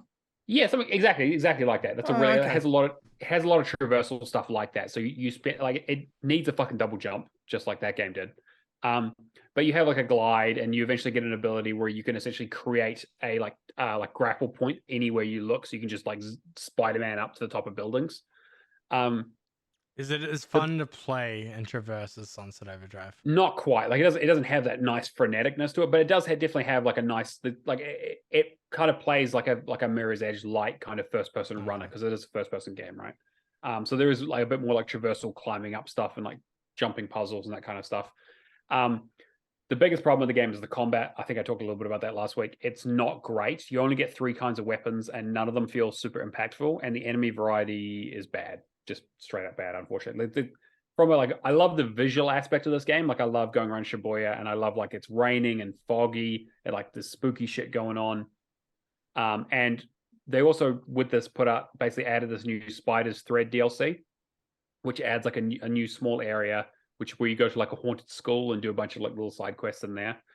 So they basically added that to the base game for this, because it's been a year since the original came out on the which is now I realize why they didn't just bring it out in March when the exclusivity ended. They wanted to wait till this DLC was ready, basically. And then, but the main thing that it adds is this new roguelite mode called the Spider's Thread, which basically is you go down 30 floors, and every time you go down a floor, it's basically a randomly it chooses a random one of like, I think it's like they have like 120 variations or something. And you do like a little mini mission with like, some of them are like, oh, get to this end. Or it's like, hey, we've taken your ghost powers away, get your ghost powers back and escape. Or it's like, kill all these enemies, or protect this point, or find this hidden object, or this kind of stuff. And so it's like a typical roguelite where it's like you die, you go back to the start, and every 3 floors you come back to the hub area where you can upgrade your weapons or your abilities or buy items and that kind of stuff. But the main thing is that there is a shitload of tasks that you have to do, from like kill a bunch of this type of enemy. One of them is get from floor 1 and get all the way through from floor 1 to floor 30 without taking a single hit. Thankfully, they give you a when you get to level 50, you get a bracelet that is everything dies in one hit, but so do you. And so you just put that on, you can just speed run through the game. Yeah. As long as you're careful, obviously. And once you get that, like, it just opens up and it becomes like you just start doing runs really, really quick. But the main thing is that there's also like a bunch of there are like 20 levels that have hidden cats in them that you need to go and find. And so it's because it's random which variation of a level that you get. You could be, I say could be. I ended up doing a lot of the same level, like a lot of runs through and through and through, because I was like, I just need the one to spawn that I'm missing. Does it tell you that you've got the cat for that level, or no? So it basically, when you go into the level, you hear like a meow if there's a cat in that level. And you'll be redoing the levels a lot if you're as bad as I am and dying a lot. You basically need to wait for 20 levels that have meow. Pretty much, yeah. Okay. So you just keep running through it until you get it. So, so it is like yeah. I was gonna say it's not that bad aspect of like having to kind of. You don't have to like get a spreadsheet out or anything like that. You know, it's not too bad, but it helps if you remember which ones you've done, because the thing is, like, there is some like trickery stuff where if you back out of the game and then get back into it, you'll be back in the lobby, and if you go into the next area, it'll give you a different variation potentially. So it's not set from beginning to end. Every time you go in, it could be random. There's also like various like yokai, helpful spirits that you need to find. You need to find like 3 of each type.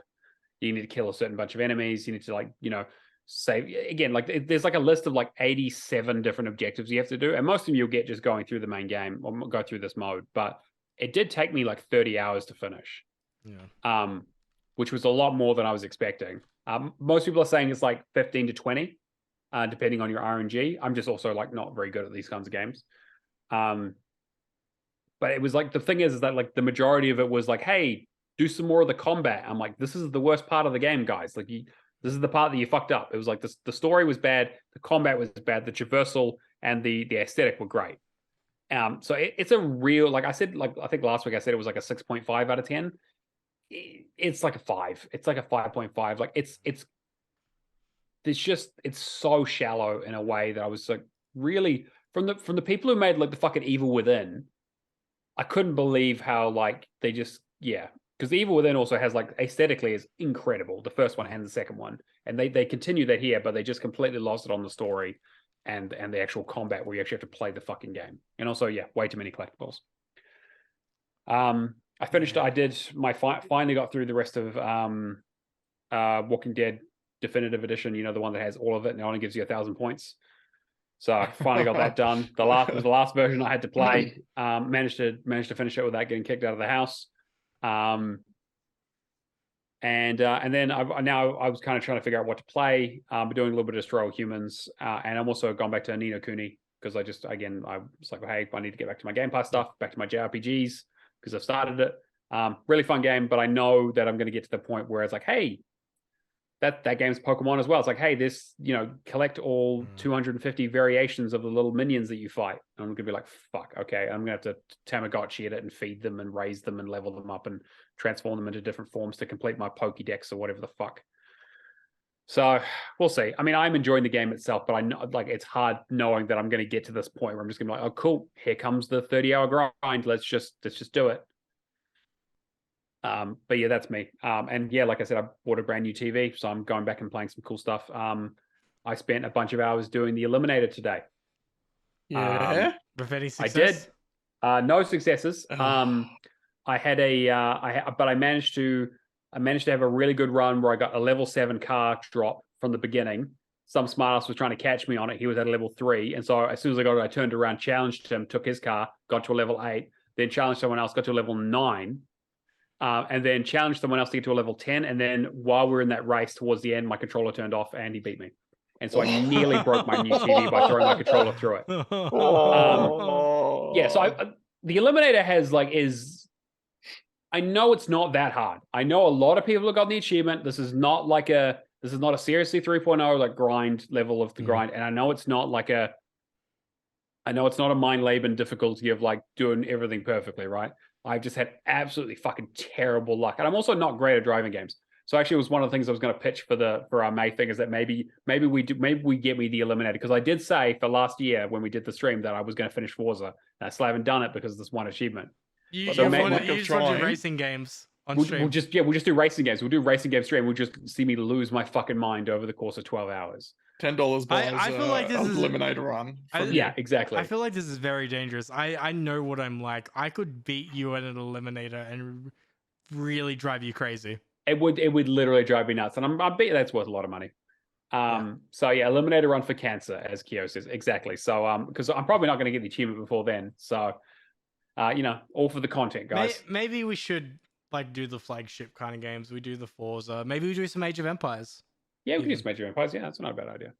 But anyway, that's all I've been playing this week. So not a lot. I've been really sort of focusing down. And so it's probably going to be a similar story next week.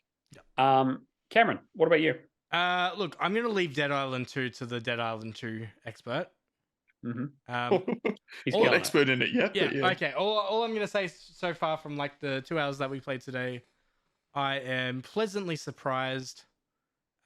People on Twitter complaining about bugs should go and have a cry. It's true. No, but like honestly, it's very Dead Islands 1, but next gen. Sure. Which I think that's what people wanted, right? Yeah. And then I will steal this little bit of thunder from Alex. I find it so awesome that you can get an electric weapon, hit a pull, and just electrocute a whole bunch of zombies at once. It is. Like it is stuff good. like that is amazing. When you were talking about that, I was thinking about the toaster in the tub achievement from BioShock. First one of the game, yeah. Yeah. Like just stuff like that. I'm very pleasantly surprised so far. And I'm very interested to see if like stuff like that kind of opens up into interesting ways on how to kill zombies.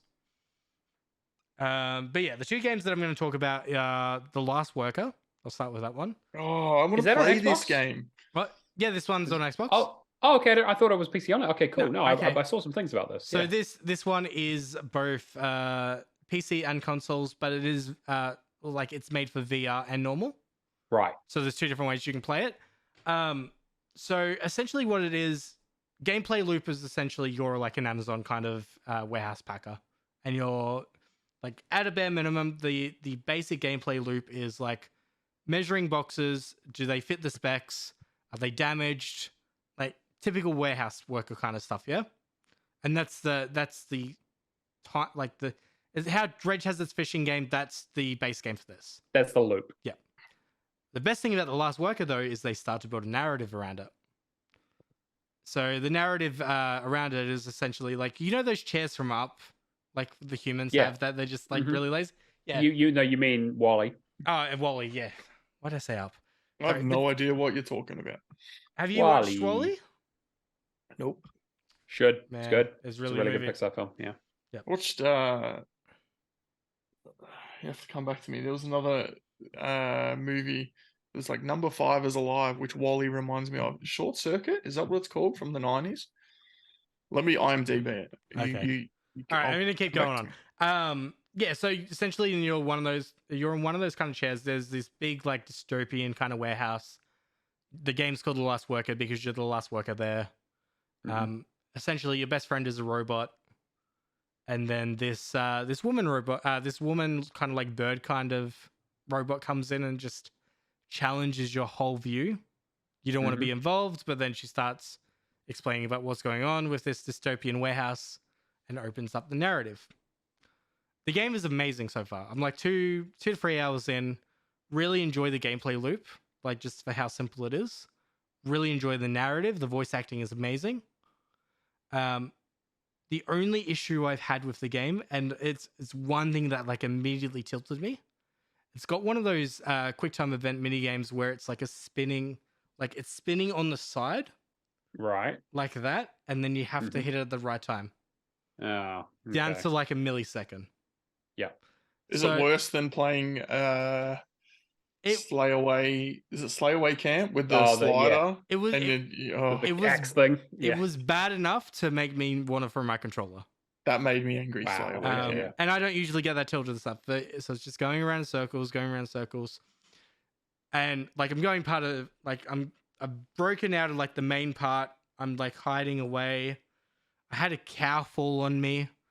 Like just Okay, funny, I need funny, to play this. This funny, sounds great. funny narrative, yeah. Like it's really great. So we're going through these air vents with this bird, and like trying not to get sprung, otherwise I'm gonna get like essentially insta killed. And then my chair stops, so I'm doing the quick time event. Spend like Right. 5 minutes trying to get the timing right for this quick time event. I then go down a dark corridor. I turn. The chair stops again. Oh, And then I'm just like, you know what? I'm done for the night. yeah, fair. But I'm really hoping that, like, the game's pretty new, so I'm kind of hoping that those quick time events get fixed pretty quickly. Because the Have you narrative, tried getting good at it? I tried.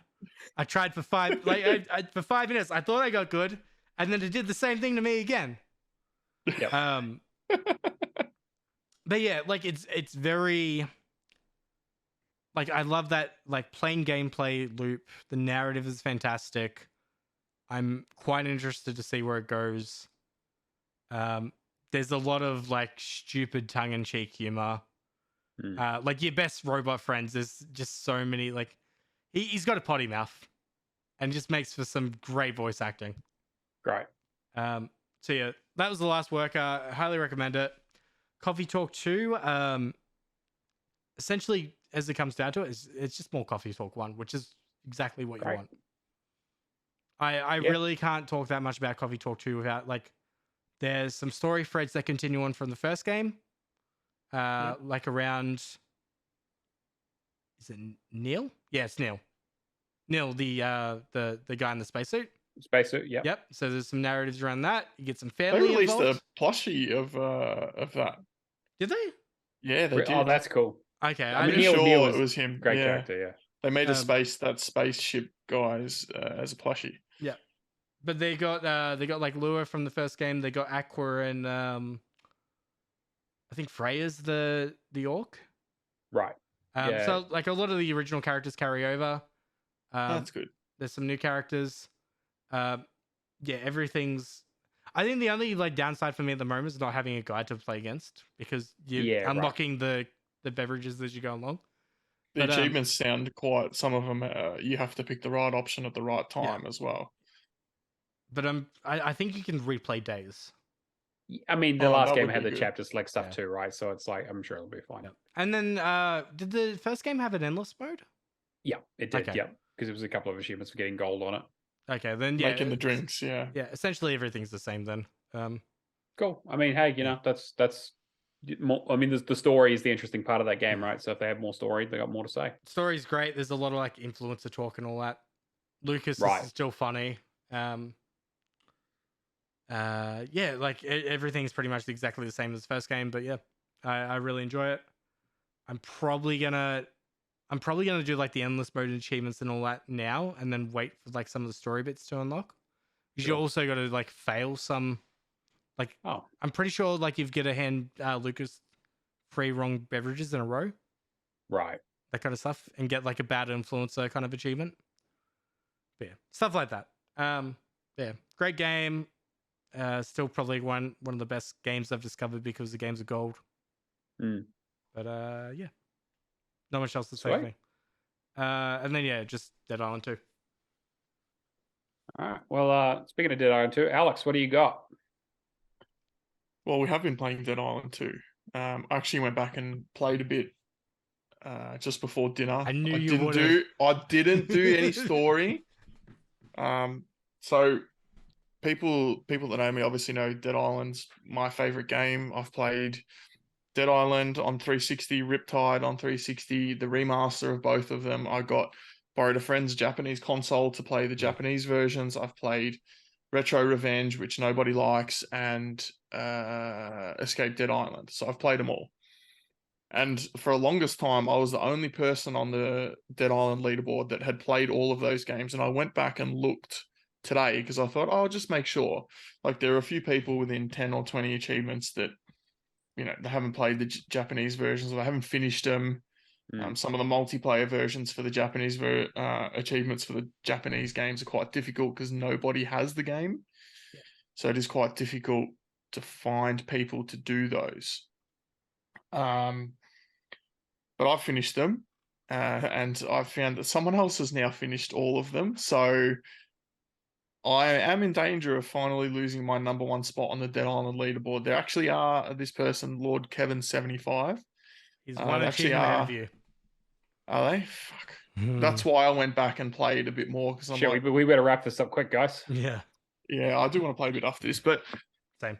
That's one thing that's motivating me. Obviously, I can't play too much because I can't leave my wife to look after our brand new daughter. Well, you'll I'd be a love to just zombie. play Dead Island, but I started young. have to Get do a the right partner, thing. you know. It's family is more important than playing Dead Island. As much as I'd love Yeah, to sit there. It's like here and here though. It's like they're close. Yeah. I'd love to old school it and play 24 hours straight or something of it and just get it done. But if only you could that's invent a not time my machine, travel back 9 months in time, and just say, "Wait a few weeks, mate." Cool your jets, mate.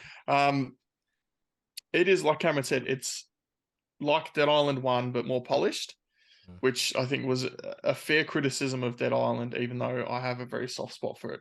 There were some things about that game that needed to be done better. The voice acting, which isn't an issue in Dead Island 2, the voice acting is very good. And voodoo, bitch. Yeah, I mean, that was the second game, which didn't sell anywhere near as well as the first. Sam B does a song with Chameleonaire, who at the time had just put out Ride and Dirty, which was huge. Yeah. And I'm like, that's such a massive get. I think I've mentioned this before, but anyway. Yeah, Sam B, he was my character in Dead Island. Too. But Dead Island 2, it is visually very, very nice. It is very crisp. I just put a post in the Discord before what it's like playing video games with Cameron. So I was slaying some zombies, just killing them, and all of a sudden, in the last 5 seconds of the clip, Cameron jumps out of the side of the frame and just drop kicks this zombie that I was like swinging at. This is what it's like. Missile drop kicks off the top rope with Cameron. That's playing Dead Island 2. It's it's very fun. We've had a lot of laughs already, and we're only two hours into the game, I think. A very interesting news story just dropped in the other news channel on Discord. A UK insurance company is offering an £8,000 Dead Island 2 themed wake.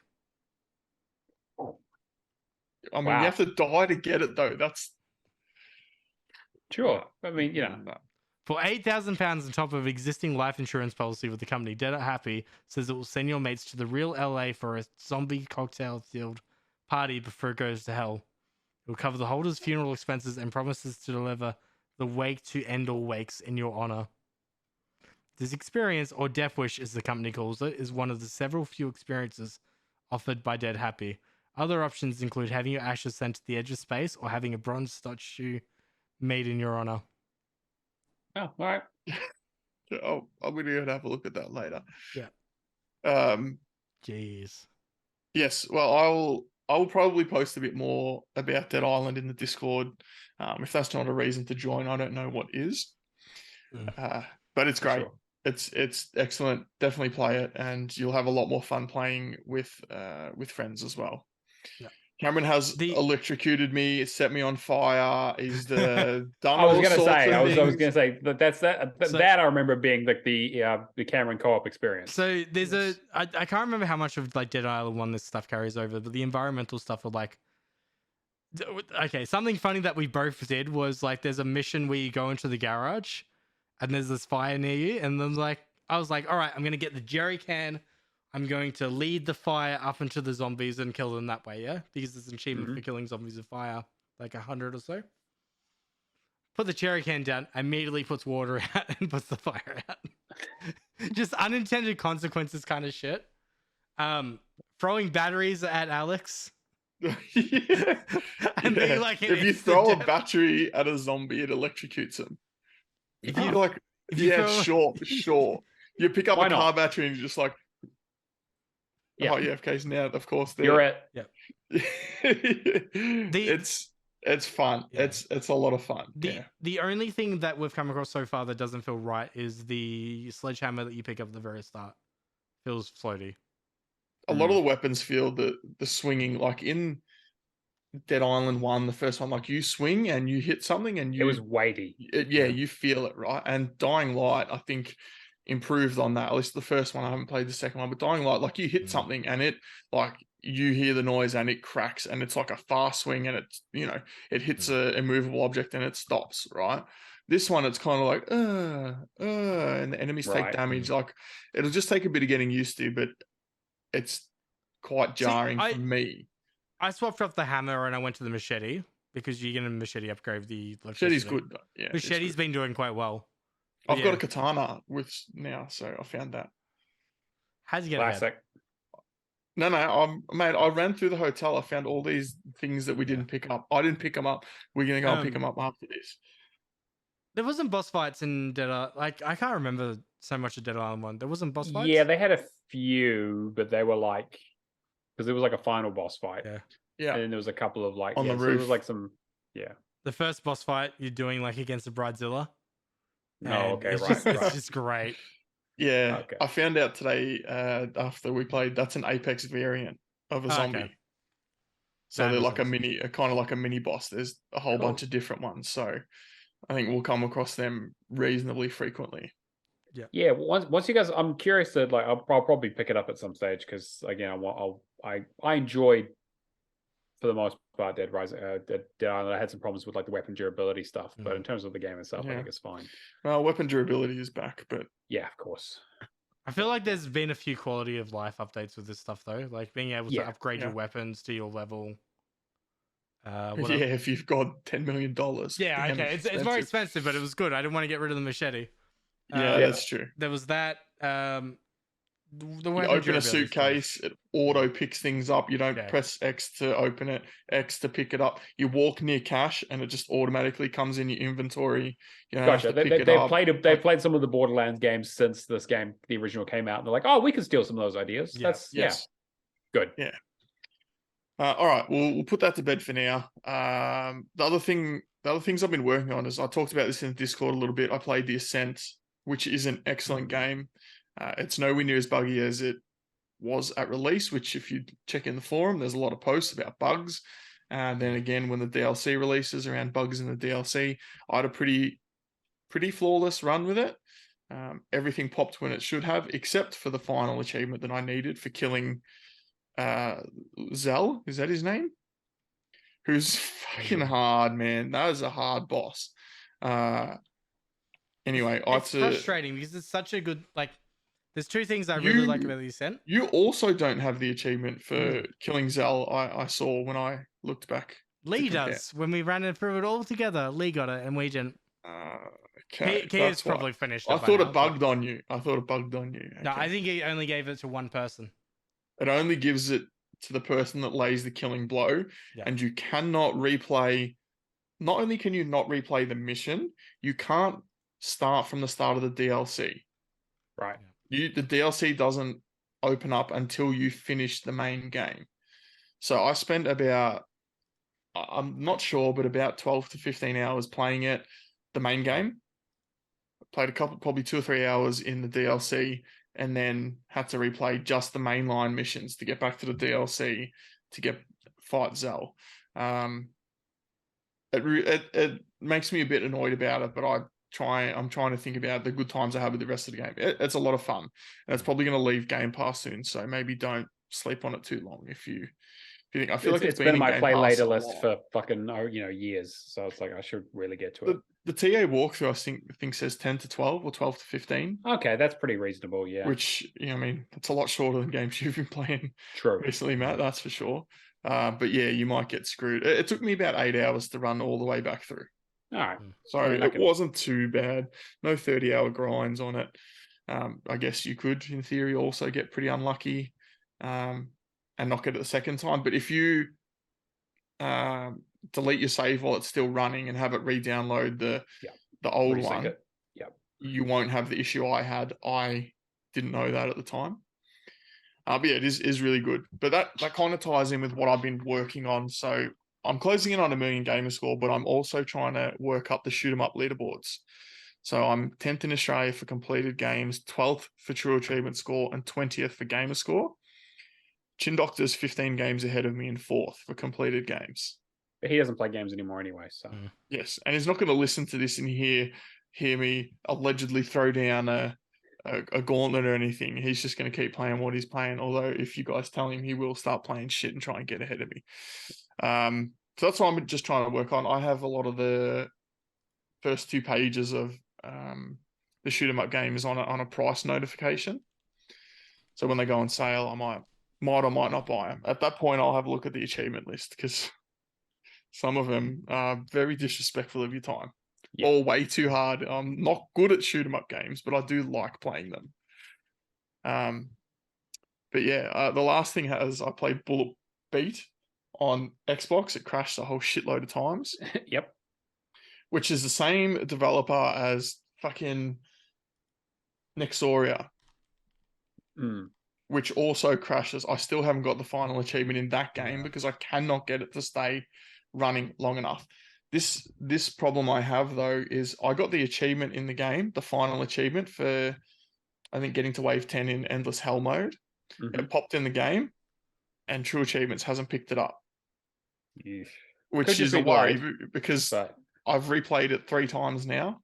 Achievement won't pop because it's like I've already popped unlocked. this. Yeah, right. And Chin's like, oh, you get to that point where you have so many games that, you know, things go missing. And I'm like, yeah, but I don't know that I've had it this way. Like I've had True Achievements pick up achievements that haven't unlocked on my Xbox, and then they do a couple of days later, but I haven't had it. I've had it the other way sometimes. It does happen, like because like if you're unlocking things too quickly, or like, you know, you get between a little server issue. Sometimes it just takes a while to reboot. But I'm with you though. Sometimes I'm like, fuck. And I'm like, it's been 24 hours, and I'm like, oh, maybe it'll still come good. I just have a feeling it's not. And I'm like, it's the last time I buy a Turnox game. Yeah. Never again. Fair. Totally fair. But yeah, no more games to talk about for me. Easy. All right. How are we looking on the leaderboard this week? Yeah, how are we looking on the leaderboard this week? Are you at the top of the leaderboard this week, Alex? I mean, I heard that you were trying to, you know, climb some numbers, but it looks like might be doing okay. So we who's that guy? So we've got our good friend Kyle from the Xbox Cast in third place with 8,430 this week, which is really good. You can tell that it's their April achievement challenge. And we have Mr. Professor Pluto with 16,470, which is great work. And you just hit 900,000, right, as well, on the dot? Yeah. A couple of weeks ago? Yeah. Yeah, which is amazing. And then we've got Kruger, who was on the list last week, with 23,640, which is insane. Man, I need just to get up these lists. I looked before where you were. Yeah. Cameron, do you want to run through the completions? Yep. All right, so we got Rapture doing 9 Monkeys of Shilin and Vampire Survivors DLC. With David doing Vampires DLC. With Keo doing Life is Strange True Colors and Borderlands 3. Moonzom doing Vampire Survivors DLC. Lamentum High on Life and Bugsnax. We've got Anubis doing Forza Horizon 4. Drunken Monkeys doing Hogwarts Legacy. Baron Von Neumann doing Resident Evil 8 and Graveyard Keeper. I did not realize the DLC for Graveyard Keeper was called Better Call Sauls, which I didn't realize either. That's great. I love it. I have to go back and play it. Firehawk did Life is Strange True Colors, Bomberman Live, Kitty's 1 million, and Overwatch 2. Todd did Killing Floor 2. Perk did Walking Dead Season 1, and L4D Pills here did Tell Me Why. Some good work, guys. And then, of course, we get the word challenge, everyone's favorite competition, where I basically come up with a game. If you go on our Discord, discord.io/HallOfGamers, we have a channel there where you guess the game. You get 1 guess per hour, and if you put the right title of the game in, make sure it's the exact title, a gift pops up and you win $20 New Zealand. And I'll PayPal it to you or whatever's easiest. So every week I give a clue. We've got some good guesses in there. We're starting to narrow it down, though. So the first one was that it's a game that has more than 2 words in the title. The second clue was it was developed by an Asian studio. The third one is a part of a series that started on the original Xbox. And then the fourth one is the most recent game in the series was in 2013. I'm just So- checking something now. So it's an older series, but not too old, obviously. But we just haven't had one of them in a while. Is it The Observer? No. That's The actually what? a real game. That Damn is it. a real game. That's- It's not The Witness. Is it? It's not The Witness or The Looker. The And if you Spectator. guess The Witness, The Spectator. if you guess The Witness in the channel, you get another fucking surprise. All right? I It's think not the right answer. I think I I know did- this. I definitely haven't Googled Thesaurus Witness. The Looker, the The onlooker, yeah, the eyewitness, the viewer, the watcher. the watch. Oh my god! Okay. It is not the game I was thinking of. All right, well, and yes, I am the only one who knows it. I haven't told anyone else. So, I will say on the podcast, I thought it was Phantom Dust. yeah. Oh, yeah, Phantom Dust, right? I think it was like 2000. That was 2017. Oh, right. I get what you're saying. Yeah, when they rebought it out. Yeah. Because it was on the original. Yeah, it was. And that also brings us to our Patrons, patreon.com/Hall of Gamers, where you can give us some money so we can afford to do the show. And so I can pay people for winning competitions and pay for Zoom and licensing and hosting and all that kind of stuff. So a big thank you to our patrons, Lee Howard, Mikhail KV, Chapters, Natolinator, Firehawk, Mad Lefty, G Spaceman, Admiral Awesome, Keo, Happy Moogles, Kung Fu Skills, Hack and Pone, Cavaliero 7, Old Mate Clown, Mark B, and McLovin Legend. Thank you very much for your support. If you want to join our Patreon, we make our content available at any tier. We've got old episodes of Lights, Camera, and Action where we talk about video game movies. I also start putting up the Song of the Week just on its own, so you can listen to it before it's on the show, as well as the behind the scenes stuff, like Cameron sort of hinted at. Before and after we basically go, before we go live and after we go live, when I'm still recording, and throw a bit of extra content in there about some of the just random shit that we talk about. Most of it is us trying to complaining about how annoying OBS is and how it never fucking works. But occasionally you get some decent stuff in there. Like us laughing at people today. Yes, exactly. And then, yeah, like I said, if you want to hang out with our community, discord.io/Hall of Gamers is the place to hang out with us. We've got a questions channel. We've got a chat channel for the podcast, a regular chat channel, some memes, and you got some music and movies and stuff. I mean, hey, if you want to have a chat with things, you're looking for people to boost with, it's a good place to hang out. Come say hi. And of course, Twitch, Xbox Hall of Gamers. Come watch us live like Keo is doing right now. Very good. Yeah, I mean, if you want to get in contact with other ways, you can email us, hallofgamerspodcast@gmail.com or @hallofgamerspod on Twitter. Otherwise, leave us a review. Word of mouth is always huge for us. You guys know how podcasts work. Give us a thumbs up on YouTube. I always put the VODs up there. And if you want to guest on the show, let us know. Obviously, we've got our new hosts, but we want to try and get as many guests from the community on as possible, because we want to get some good range of people on here, because we love chatting with our community about video games. And with that, I guess it's going to bring us to the end of the show. Cameron, what have you got to shill this week? I was going to say, speaking of which, next podcast episode will be on Wednesday night. Yes, because we will be having the very first person with 1 million gamer score on the podcast from the RGS days. That's old memes right there. That's ancient memes. That's 100. Still won't let it go. I mean, technically it's right. Technically it is correct. It is not correct at all. What? One of them will be. All right. Sorry. Yeah. Okay. Let me change. The very two first people to hit 1 million gamer score We'll from be on the show. RGS Yes. podcast days will be on the show, and me. We'll have Sangrius on Wednesday night for a special podcast episode. I will also be at DreamHack next weekend networking, so that's another reason why the change. And then we should return back to normal programming the following week. Should. Yeah. We'll see how things go again with the new host and stuff. We're just trying to work out timing. Yeah. So there might be a few gaps here and there, but we'll keep you guys informed. Discord.io/Hall of Gamers is the best place to keep up to date with what's going on. Also, I'm going to start crowdsourcing ideas for Gamer Cancer. Fantastic. Within Anything else reason. going on with you, Cameron? Not until August. Cool. Alex.